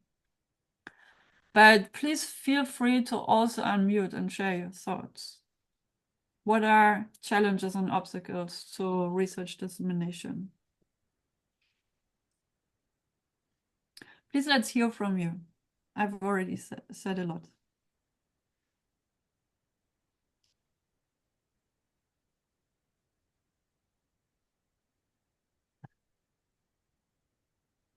Otherwise, it's very boring for all of us. Let me find Tibebo. Are you with us? Can you unmute? Yeah, Joe. How is it Yeah. going? How are you feeling now? Yeah, it's going very well for my side. Yeah, what I want to actually say on the challenges, and if we can use some, common or easy language that in a way that we can reach out to wider community and decision maker, apart from the real scientific research finding in terms of some communication material, leaflet or bulletin, so that we can disseminate in that. So yeah, I'm putting some note on that. So you're advocating for other research, well, other formats of document or sharing the research in formats other than research articles? Is that what you're saying? Yes, exactly. Because that research finding actually will be well known by the research community on that background, because they know the jargons and the terms and so on. Because some of the jargon is not known by the wider community and policymaker, and we need to maybe come up with a short communication material where we can use common words. easy words that everybody can understand.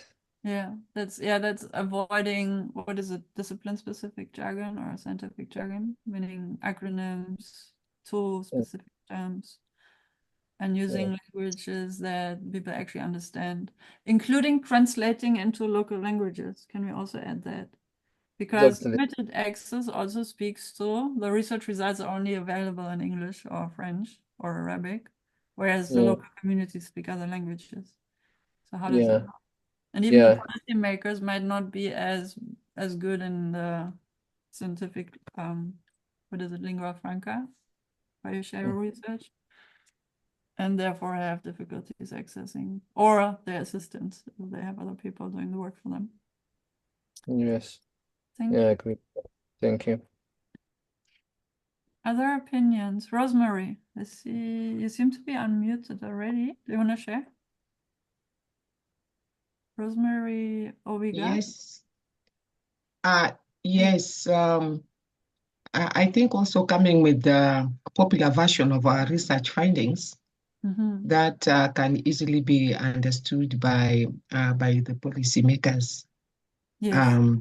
That one can help. Then another way of making our research to be impactful is during the validation of our research, we engage the communities, the people who are going to consume our research findings. And do you have an example on how this can be achieved, or how you're doing that in your research? Yes. Once you have your research findings, then you can invite the different stakeholders and share with them the findings that you have obtained. Then they will also make contributions, whether it is close to what they are experiencing, or you need to find out more about some things. Yeah.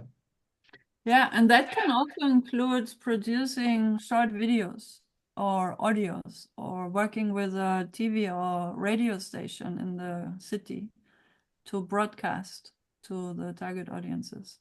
So there's also, like, you can use traditional media, not so much social media, or besides social media, to reach the wider public, if it's of wider public concern.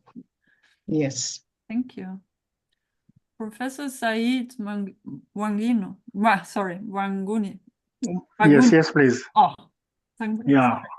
Thank you very much. Please. The contribution I want to make is that I have some experience where we had a very, very clever Minister for Environment when we were developing our policy on integrated coastal zone management. The minister advised that making policies take a very long time. The process is long. And he said, you people already, you have the background information to the problem. Why don't you actually work upside down? You come up with the action plans that you actually implement. By the time you are now actually sending in your proposal for a policy on integrated coastal zone management, you already have a lot of examples to show, and those ones will easily be used now to convince the policymakers that this is something very, very useful. So sometimes the scientists must work ahead of the policy makers. Also, when we are discussing here, one of us talked about influencers. And I noticed when I also participated in the African Union climate change strategy, this Paris meeting, and I noticed we were making lots of contribution as scientists on what our continent ought to present in that global arena. But I noticed there's another level of bureaucracy that comes in. They are called the negotiators. So it means us, the scientists, should not go and discuss with the negotiators. The negotiators inform the foreign ministers inform the president. And you can see in that chain of process, a lot of useful information is lost. Why can't we lobby for systems where the scientists themselves are able to have channels where they can easily make contributions to their foreign ministers on a direct one-to-one, other than passing through processes where the other persons who are negotiators are not even scientists? That's what I want to say. Thank you very much. Yeah, no, thanks very much for sharing that. And I think in my experience, it often comes down to the commitment of the individuals, the ministers, the ministerial staff, and the researchers on both ends to work together. It's like what we also said in the slide. We have to work together, be committed as humans to the common goal of achieving something good for society and the planet alongside. And then the unconventional things are possible, like you pointed out, where the minister or the ministerial office might advise you to provide such a guideline and to provide the action plan. If your research capacity, the funding and everything allows, then you can of course do that instead of waiting for them to provide or to develop the action plan on top of your research. But that's also what good policy briefs ideally contain, is an action plan. This is what we as researchers recommend policymakers to implement, ABC. And then the policymakers can then assess to what degree it's actually implementable based on their expertise and how they know policy making actually works. And what's feasible. Thank you. But yeah, thanks very much for sharing that. This is how the workshop actually comes to life, by us sharing each our experiences and opportunities that you've experienced. Chris, please. Okay, thanks. Looking at the policy making at times fail because when we don't start with doing political economy analysis and understanding the role of different stakeholders and their stake in the policy formation, and also the policy influencing is also political. It's a political agenda. So when you don't do politics with the policy formulation, at times you might fail because people don't just like you. So you need also to map to what extent are you in the political arena? How are you able to penetrate the political system? If you can't, then you can use people who are known to the political bureau so that your ideas are embraced. Because you might have a good idea, but simply because you are not politically aligned, your idea might fail. But so we must do a lot of political alignment, do a lot of political analysis for our policy to succeed, for policy advocacy to succeed. But again, it should be a process that should be started from the word go, so that when you want to influence a policy in a particular area, you start engaging with those people in authority at early stages, not the tail end of your research. Thank you. Yeah, thanks very much for that. And I agree, like, because also policymakers have their own habits, their own workflows, their own language, their own processes, which are not intuitive, comprehensible to researchers, and vice versa. So therefore, there's a need for understanding each other's approaches, each other's context, or have people who already have that experience advocate for your research findings. That's basically what I heard from you. Thank you. Flo Brara. Thank you. When it comes to the nexus, I think very often the research is coming up with trade-offs. What is the trouble, for example, by connecting water availability, access to water, and food security topics? Then there are multiple troubles. And I think one of the challenges is that the research community needs to be sufficiently connected to the policy making. And you mentioned the context of developing action plans, which I think is perfectly fine. But there is a but as well, that needs to offer tangible solutions. Yeah. And it might help if the research community makes an attempt to clarify why is the solution currently not happening. Are there any factors hindering the current implementation of a proper solution? And also giving advice how to overcome any trouble, because you may argue this is an ideal solution, but the ministries operate in silos. And that, I think, might be insufficient for an action plan. And hopefully the research community could work with people in ministries for a while to start experimenting and start low profile with experimenting solutions that might be easy to implement and eventually upgrade. And at the end, I think it is for the research community to start working with those in the policy community interested to work with together for a while. And that at the end is easier said than done. But it needs to be done. Mm-hmm. Yeah, to understand each other's realities, right? To understand the obstacles that also policymakers have, because each of our stakeholder groups has dependencies on legislatures, on political interests, political demands, available budgets, money they can allocate for certain societal needs. If a research project comes up with solutions that are too far away from the current policy debate, that might still be needed, but small steps may sometime help. Mm-hmm. There Can you might give an be example? wins to be achieved if you start with small steps rather than big steps that take decades to implement.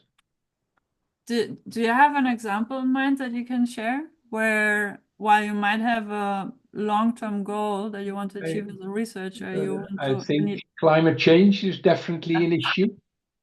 You may start with small steps and big wins. I know in the Netherlands there are people doing research and debate about small steps versus big steps, and also with small steps that you may take in a year might at the end create bigger wins over time, rather than continue debating big steps you need to take but can only be achieved. It's basically to break a goal down into achievable, manageable packages. But like at what the can end, actually it achieve in a is term. the political will, of course. But if the will is not there to make big steps, you should showcase the potential of already taking small steps today and see whether there is a path. I think you mentioned pathways, Jo, and showcase what kind of gains could be achieved by taking small steps today rather than big wins that may only materialize in the coming 1 or 2 decades. Sure. Yeah, true. On that note, I want to bring you to what is it? So we have the SDGs and then we have SDG indicators. And that's something that what? Sorry. Oh, Ngozi, sorry. Do you want to also add? Yeah, I'm really listening to all these contributions. I'm just wondering, are we really being very realistic? As in? Yeah, it's it's easy to say do a policy brief. I've done that as far back as 2007. This is just one example. I did some research on environmental accounting as it relates to Nigeria, and I made the presentation at Nigeria Development Forum, and it was well received. Everybody was like, "Madam, why don't you take this to the policymakers, the legislators? This thing is very good." We really had it. It addressed the problems we had. You know, the Niger Delta area, the flaring of gases and all that. So the recommendations there were very apt for circumstances. Mhm. Yeah, I was able to summon the courage to get to the National Assembly. At that time, it's not a walkthrough. Yeah. I went through the inconveniences. I was able to get to the senator heading the Committee on Environment. Mm. She received me well, and I gave her the policy brief. And she was like, "This is very good.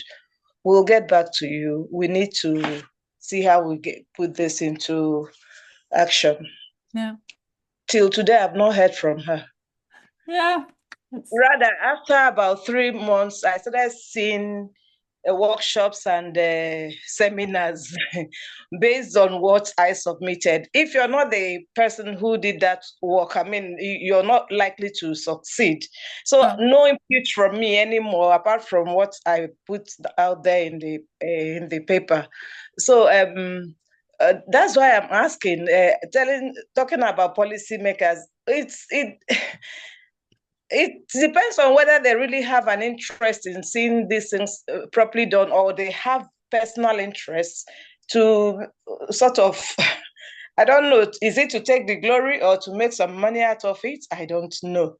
But some of us have done things like position papers, and it really does not go too far. And I've been thinking, is it not better to let them commission these researches if they really need them, so that it's a need based research that one is getting into. But then again, sometimes even when they commission it, they don't get to put it into action. So it's really, for me, it's really neither here nor there. But we will continue to make the effort. And if anybody has a solution, because I saw somebody writing that researchers don't know how to political. If you really dabble into their political interests, you lose out. I mean, you end up not being a scientist anymore, a researcher anymore. I know. I mean, ideally, you're capable of doing both, to describe complexities, but also boil it down to what's the takeaway for a wider audience from this. And this is also in order for us to better understand our own research. And it's a nice exercise. The common question that I ask in scientific writing courses, like, try to write a summary in 2 sentences about your research that also your grandmother can understand, or your spouse. I want to point out, in Africa Archive, we also started collecting policy briefs under its own keyword. So these are all policy briefs across different disciplines and research topics, tagged as policy briefs, so as the format. So you can search through.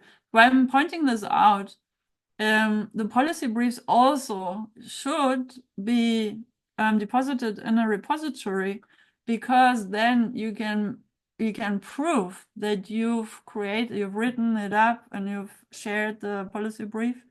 You can even add a note where this was presented at a conference, and then this also protects you from, or protects the policy brief and like downstream recommendations and claims, so that you will always be cited for that very policy brief, if that's a concern and a bad experience that you've had. So just to mention that. And then I think the Overton database, otherwise you find policy briefs more or less well archived in governmental repositories, which are not necessarily accessible. And then in Overton, so remember I pointed out this webinar series on a database called Overton, which is a policy brief or policy impact database, where I might also be able to find policy briefs directly or indirectly. So this might also point you to other databases where you find policy briefs archived. But again, make sure that your archive any of your research output in a repository. This can be Africa Archive or your institutional repository or Zenodo or any of the repositories that you normally use anyways. In the interest of time, because we only have 45 to remain, I want to quickly highlight, so remember the SDGs, the Sustainable Development Goals. If you look more closely, you have not only the SDGs, but also, what is it called, targets and indicators. And the indicators are actually written like research proposals or research projects or research recommendations. For example, under the goal 1, end poverty in all its forms everywhere, you have all kinds of targets. And one example for an indicator, if the goal is to be achieved or not, and this is what you can do as a researcher, you want to measure the proportion of population living in households with access to basic services. And now, what are basic services? That's also defined by the United Nations. And then you as a social science researcher come in to actually do the investigation on a certain population. Or you might want to look into goal number 5, achieve gender equality and empower all women and girls. And then look into the proportion of women aged in a certain age, 2024, who were married or in a union before age 15 and before age 17. And if the number decreases, that now indicates that we're actually reaching or coming closer to achieving the goal. Now, if we're looking at goal, which is more environmental, ensuring sustainable consumption and production patterns, you want to measure the material footprint per capita or in a region and per GDP. Or you want to measure food loss index and the food waste index as an environmental researcher. And now that's an indicator and an actual research access point where you can argue with the SDGs, which is very much on the political agenda, and then inform policymaking and tell them this is what we have seen is actually working to achieve that goal. It's simple, sometimes it's simple as that, but of course you need to, like the opportunity here in this workshop and also the next workshops also touching base on some of these aspects is what tools and mechanisms do you as a researcher have to use trends like now the world is working towards the SDGs, and that's also a flashcard that you can play and argue, and then use established indices like the food loss index and the food waste index, just as an example, or the biodiversity loss index, whatever that might be. So that's more of your expertise, not mine. So using such established standards and pathways and workflows and nomenclature that also policymakers can easily understand and relate to because it's also common to their language. So basically, I'm suggesting that you find the shared ground where you don't have to do a lot of translational work, like was pointed out, which is actually necessary to bridge across to a whole other sector, like practitioners, industry, NGO. They all have their own taxonomies and their own workflows. But we also share common ground of how we can communicate, and we can find a common language and then bring the results and the needs and the expertise together. Okay, where are we in the agenda? Okay, let's look a little bit on some of your findings in the Miro board. And I will clean this up after the workshop and share back with you. So thanks for the contributions, and not just journals or presentations, conferences, media release, social media. So there is already a mix of solutions and challenges. So this one was also contribution. So we can turn this into a sticky note just to make it stick as a contribution. So lack of engagement, lack of interface between policymakers and researchers. There's not quite a lack, but it's a very narrow bridge, and we want to widen that bridge and engage more with policymakers, especially when we are purpose-oriented researchers with a particular purpose and mission for doing the research, not just for its own sake, but because we actually want to influence and contribute to solution finding. Language in its various forms, so actual different languages like Zulu, Swahili, Amharic, Dutch, bridging language barriers, but also the sector-specific language, and then the issue of language barriers for what was mentioned? Yeah, so the specific language is kind of not incomprehensible for non-experts or non-researchers. Then we have political barriers for political stakeholder analysis. So this is actually an interesting exercise that you also as a researcher can do.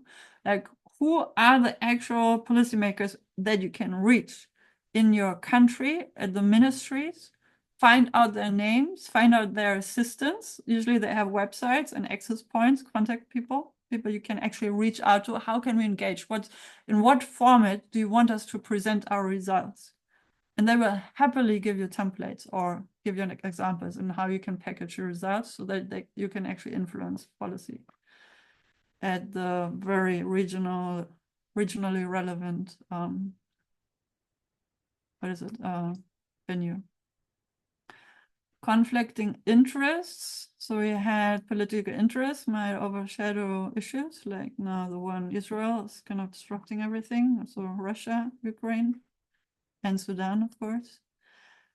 Prepare a project as a business case, including research, return of investment, cost effectiveness. This is actually a very important point for policymakers because they are often afraid, from what I've seen, that any scientific recommendation will cause a lot of financial burden on the policy part, so that will ask them to invest a lot. But if you can make a calculation how much they will actually save in actual money downstream and within their legislature period, then they'll be very happy to consider your recommendation more closely. Because for them, they also work with very tight budgets. They play with bigger numbers than researchers normally do, but it's not that they have direct access to that money, besides the ones that they get as a payslip, but that's another discussion to have. All right. In the interest of time, let's have a short break of 7 minutes. Is that okay? Or let's give it 10, because you've done a lot of work. Also, I need a breather. So another 10-minute break until, would that be 12 then? Okay, I'm torn. 35. And then we do the second exercise effectively and then come towards a conclusion before the clock strikes 6 o'clock. So let's reconvene here after 12 minutes. So, okay, let's have a quick voting. Who votes for 7 versus 12? Put 7 or 12 minutes of break in the chat. What do you prefer? Or what do you need? 12, 12, 12? Okay, it's 12. So let's meet here at 5:40. So then we have 10, 12 minutes for the second breakout.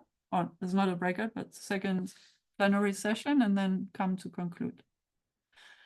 All right, enjoy your break. Oh, there's a few 7s, but I think 12 was winning. I will put the clock again, so you see when we meet again. So that would be 11 from now. See you in a few. If you have questions in the meantime, feel free to post them in the chat or unmute. I'll be nearby.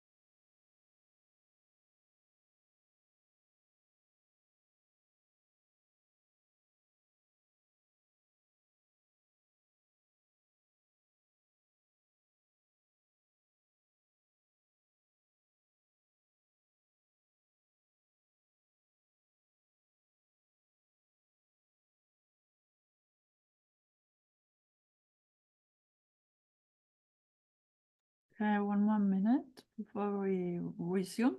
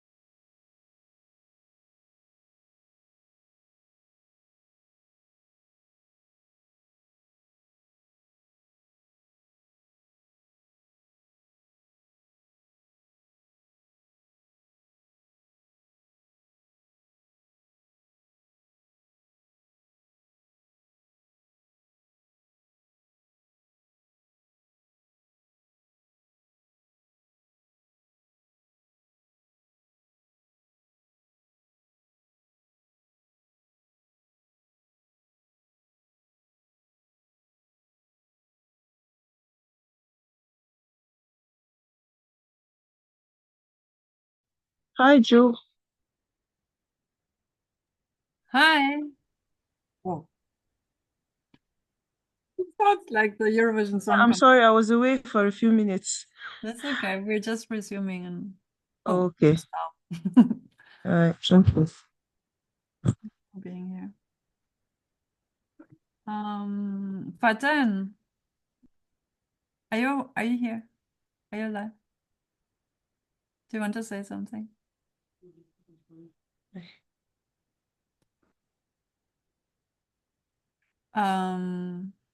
Okay. So for the remaining time, we have like 25 minutes.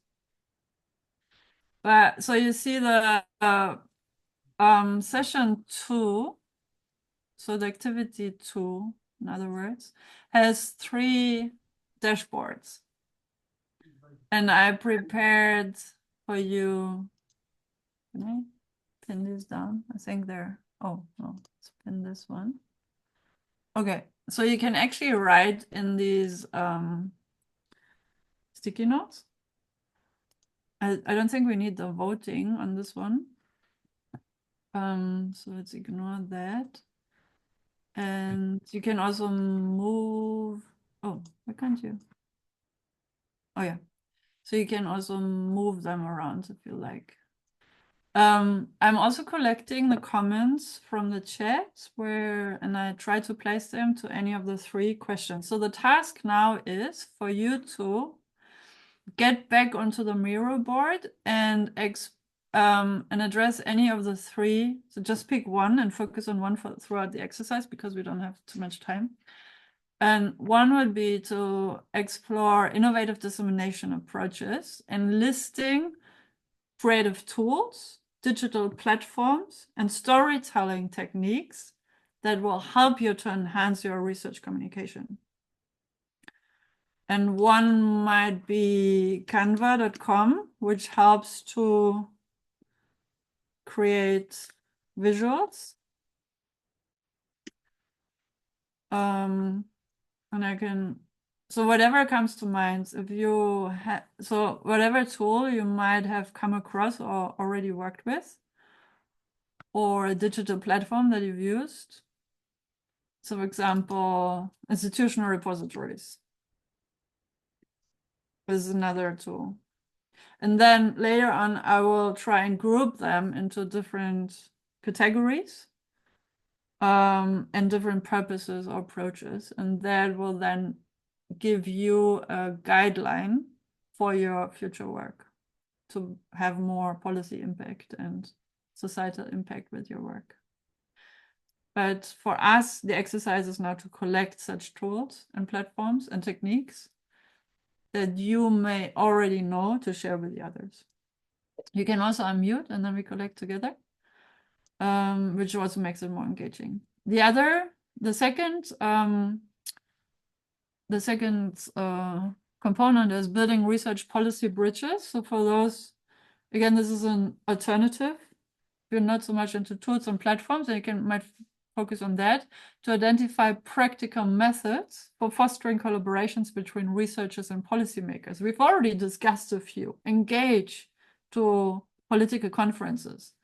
some might have followed the just concluded, very disappointing, what is it, climate change summit that just concluded in Azerbaijan, Baku.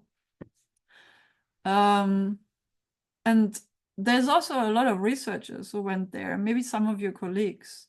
Please indicate in the chat or raise your hand in the emojicon if you know somebody who's been to Azerbaijan for that summit. So that's one way to engage, to actually go to political conferences, to advocate for your research, and also learn their language, and also engage and inform them of your research based on themes. You can also invite policymakers to research conferences that focus on marine research or whatever environmental research specialty that you are an expert in. So what are your suggestions on how you can better engage with policymakers as a researcher? And then another, where some of you are already getting busy, engaging stakeholders, develop strategies to involve communities, industry, and NGOs in sustainable initiatives. And this might be something for us to discuss now, because that's something we actually haven't discussed so much. And this again also informs policy, because like what was said in the chat just during the break or before the break was that policy development actually takes more than just two stakeholder groups, meaning researchers and the policymakers. There's all these other stakeholder groups, the public, practitioners, industry representatives, NGOs. And all of us are advocating for societal improvements through each of our means. But if we work together, we can channel the energy and have more impact. And how can we engage with various societal stakeholder groups? And there's a beautiful pointer already, engaging artists. That can be musicians, painters, any type of art, because they will then also help to visualize your research outputs. And they can help create comic strips to inform, to make it more popular, what you have to share with society and policymaking. Please unmute if you want to share a few thoughts and have difficulties putting it down, or if you just want to share, because it will also be more interesting to hear from you besides me.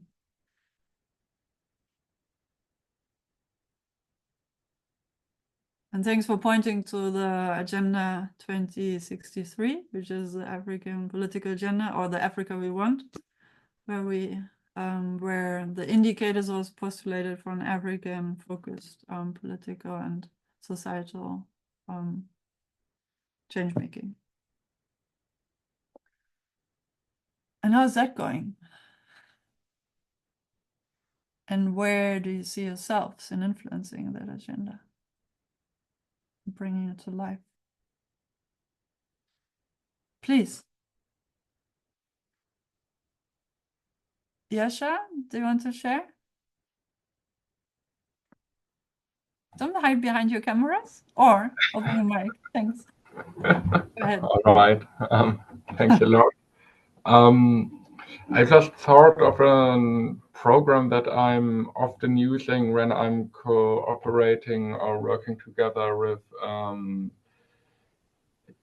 guys from the IT. It's called Lyra. I can even write it down here. It's very useful to define tasks, especially in a transdisciplinary approach, when you're having, I don't know, multiple disciplines involved, because then you can clearly see, okay, there is a new task, you need to define it first. So someone is working on it, and then you can shift it into the next slot. And then there's a testing phase, and at the end, everyone can agree on the result. And it's more or less a project managing tool, but it's for free. And for me, it's very useful. Great, thanks. Where did you share it? I can't see it. And the yellow node in the Okay. middle. On top. Yeah, over here. Oh, okay. Oh, sorry. Jira. Oh, Jira. Okay. Yeah. It's like, oh, okay. Yeah, thanks. That's great. Video blogs, also known as vlogs. That's good. Thank you. Yeah, sure. Other thought sharing. Nerina Davis, do you want to share with us? Putting you on the spot. Definitely a Scott. I'm always thinking about ways of sharing spatially explicit findings, and I think something like like story maps, because that way you convey the message to policy planners, but also you give a little bit of voice to community members maybe as well, and they get to see where this policy or these things that you're talking about, where it's out. They like seeing, visualizing these things. Yes, no, that's a good one. Thank you. I've added it on a sticky note for you. Thank you. Or maybe it's already there. So whatever comes to mind, there can't be wrong. If there's duplications, we can always, I will sort it for you. But anything that you can share will only inform your peers, your colleagues to do better science communication, basically, or to inform their teams. And then it's not that each of us has to do everything. You can cherry pick which one suits you, what you might not have thought of before, what others are already doing. And if some of you can actually share what you're doing as an innovative strategies to share about your research output to have an impact to policy and society, then it's good for others who have not done that yet to hear it's actually helping. Beatrice?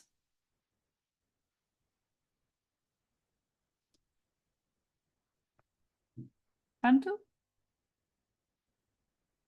Somebody is requesting remote control of my screen. I'm not sure if I want to approve that. And I don't know where this is coming from, like these new features. But thanks for the challenge. I'm always keen to learn myself as well.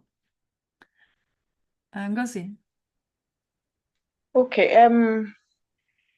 We are planning a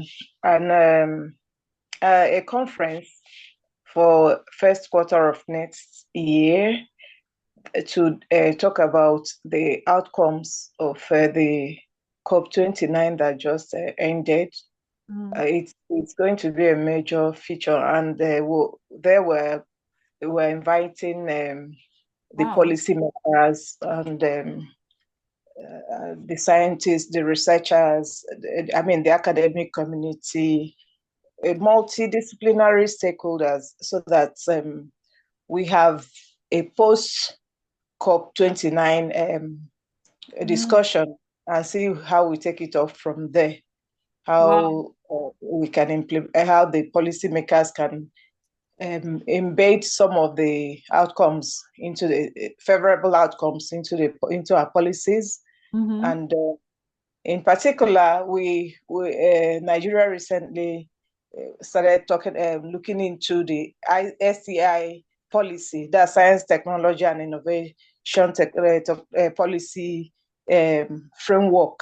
So we are looking at how we incorporate environmentally friendly policies, ideas, guidelines into and strategies into that policy, and how we bring it into action.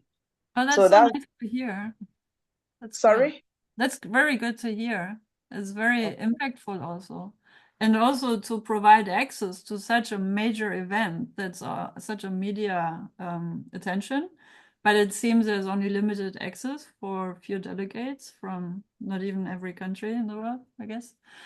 But it's an international conference, so as many as will respond to the call, they are invited. You are that's invited. great. Yeah, and then to take it to the local level to inform about the outcomes. Yeah. And then facilitating regional conversations. That's great. Yeah, thanks. And this can also be done at an institutional or departmental level to just dedicate a lab meeting or a team meeting. What have we learned from what we can see is coming out of COP20? Is it 27? Or even better, if you can engage the regional stakeholders or those that are stakeholders of your research projects on the theme of the climate summit. Interesting. So you can basically run through all your fantasies, and whatever comes up is actually feasible to implement some COP29 things. See, this is how I'm not good with numbers, and these climate summits. Will you be available for the conference? Which one? Oh, if it's online, I'm happy to. Or on site? It's going to be hybrid. Okay, yeah, please share the link. Or maybe you can share it through the Belmont forum. Maybe other people would be interested as well. Oh, I'll do that. I'll do that at the appropriate time. Thank you. No, it sounds like an excellent opportunity. Well designed. Okay. As we are approaching the last 10 minutes, so feel free to continue populating. I just want to bring you to the last board without forcing you to come here, but maybe for you to share verbally or to also leave a mark on the Miro board. And we can also send this around by email through the organizers in a couple, as a follow-up of today's workshop. But if you could share with us, what have you learned today? What was surprising? One thing each. What will you do from now on or do differently moving forward? And what have you missed? What is something that you would like to see more of? And what resource would you like to see that I can dig up for you and provide as a follow-up? So you can also here unmute and share one of the answers to any of the questions.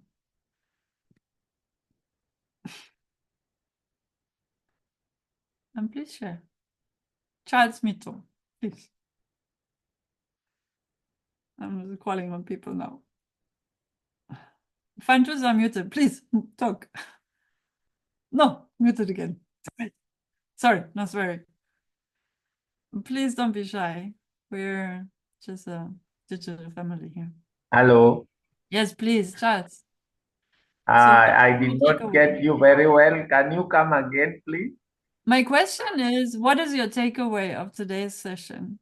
What have you learned? Is there one thing that you missed or that you learned or what you found surprising? Oh, well, actually, I've learned a lot today. I'm saying that I've learned a lot today. For example? Yeah. What, for example, one specific? Something that I learned today is about the fair. It's something that was a little bit new to me, although the wordings are familiar, but the way it came up as a principle was a little bit new for me. Okay. But I'm happy that I got something out of it. Then another thing also is about care, which you also mentioned briefly. I was also happy to have learned something new of the sort. And again, something that is also interesting is how we could link research to policy. It's something that has always been challenging, given that policymakers do not regard research as important, I can say like that. They are always missing in action. They are No, they're reluctant to hiding in their understand. offices. They're very busy. Don't accuse them of being lazy. I think Yes, they are in the offices. They are not willing to understand the processes of research. And when you give them results, they want tangible results. They want you to tell them how that result can be translated into money. And you see now then it becomes difficult when you seek for funding. They ask you what are you going to give us in return? I mean, of our money. What is the value for money for your research? And therefore, there is need for the policymakers to be fully involved at every level of the proposal development, so that at the end of the day, they have gone throughout each step, so that they will be able to appreciate research and its finding. Thank you very much. No, thanks very much. And you're also tapping back to what others have said in earlier sessions of this workshop, where policymakers need a clear return of the investment. So if we put money on this cause to save the environment or to save a lake in the region, then what is the gain for the society? So there needs to be a financial balance. And usually health is a good indicator. And then if the population is healthier because the lake is clean, then we have less costs, fewer costs on hospitalization and medical treatments. So that's an easy, but that's something how we as researchers need to also think outside of our box. What are the downstream positive effects of the action points that we're suggesting to the policymakers? And that's then tangible, like you said, for the policymakers, because it's only us researchers who understand the complexities well enough to now inform the policymakers. They're knowledgeable in the paragraphs and the legislations and the lawmaking. It's not their job to understand the complexities. That's our job.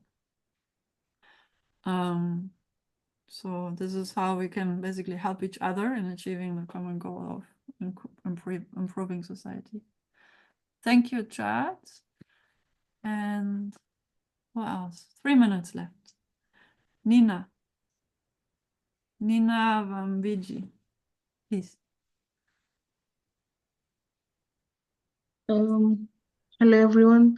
Hello. I would say it was interesting. It was so sad that I joined late, but I have enjoyed what's been shared, what I have also shared on the Miro board, and just the whole point of having different scientists from different disciplines meeting and discussing and sharing their thoughts and processes is just very important and very good. So thank you for that. Thank you as well. And thanks for joining even late, because it's never too late, as long as you engage. Is there one takeaway you can name besides joining late? Like what is it that you've learned during your time here? Well, I liked the comment about the story maps. I think this is very important in engaging the communities. I know about FAIR, but I saw someone had written about CARE, so I'm going to read about CARE. But I know the FAIR principles, so okay. I think yes, that's what I'm taking home. All right, thank you for sharing. All right, 2 more minutes. Take home message from me, Bula. We need to try and find effective pathways between researchers and policymakers. Hopefully, I can distill some for you from this workshop, from also building on what you contributed. So thanks for everyone's contributions. And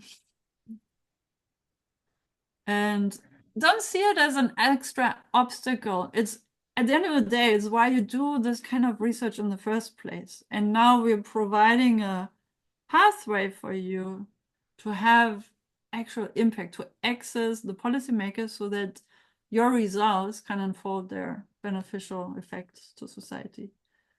and you pass your knowledge on to the policymakers in a package that they can actually unwrap and then benefit from the fruits of your work, and then put the legislation in place to make magic happen. So it's not a burden. Don't see it as an extra burden. It's another gateway towards why you signed up to be a researcher on this topic. Does that make sense? I'm not trying to make your life more complicated. I'm trying to make it more enjoyable. I don't know if I succeed. Please give me some feedback.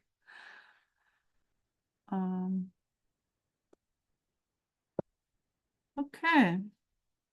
Anything else that you missed, or what we do differently? Refer to SDG trends, indicators, and targets. It's good.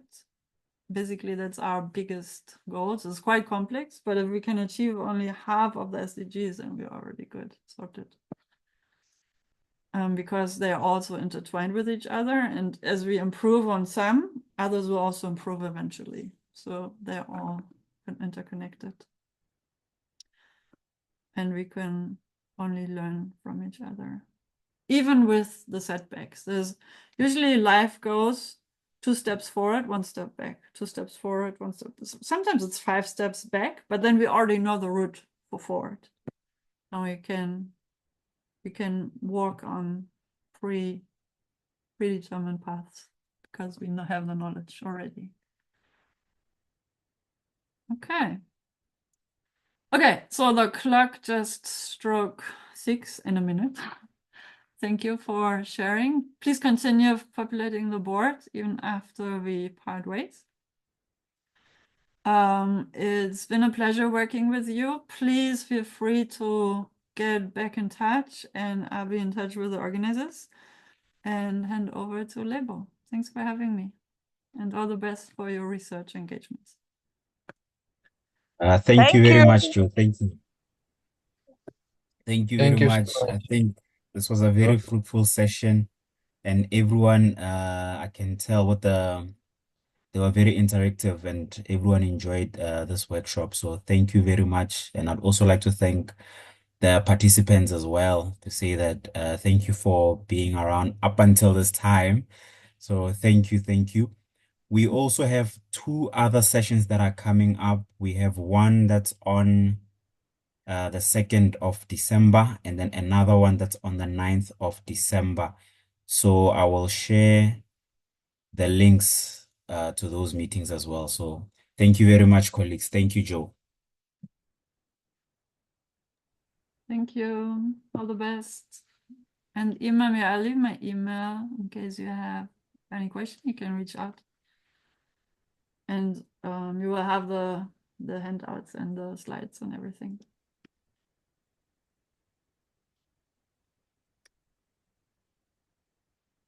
Thank you. Bye. Bye. Thank you. Bye, colleagues.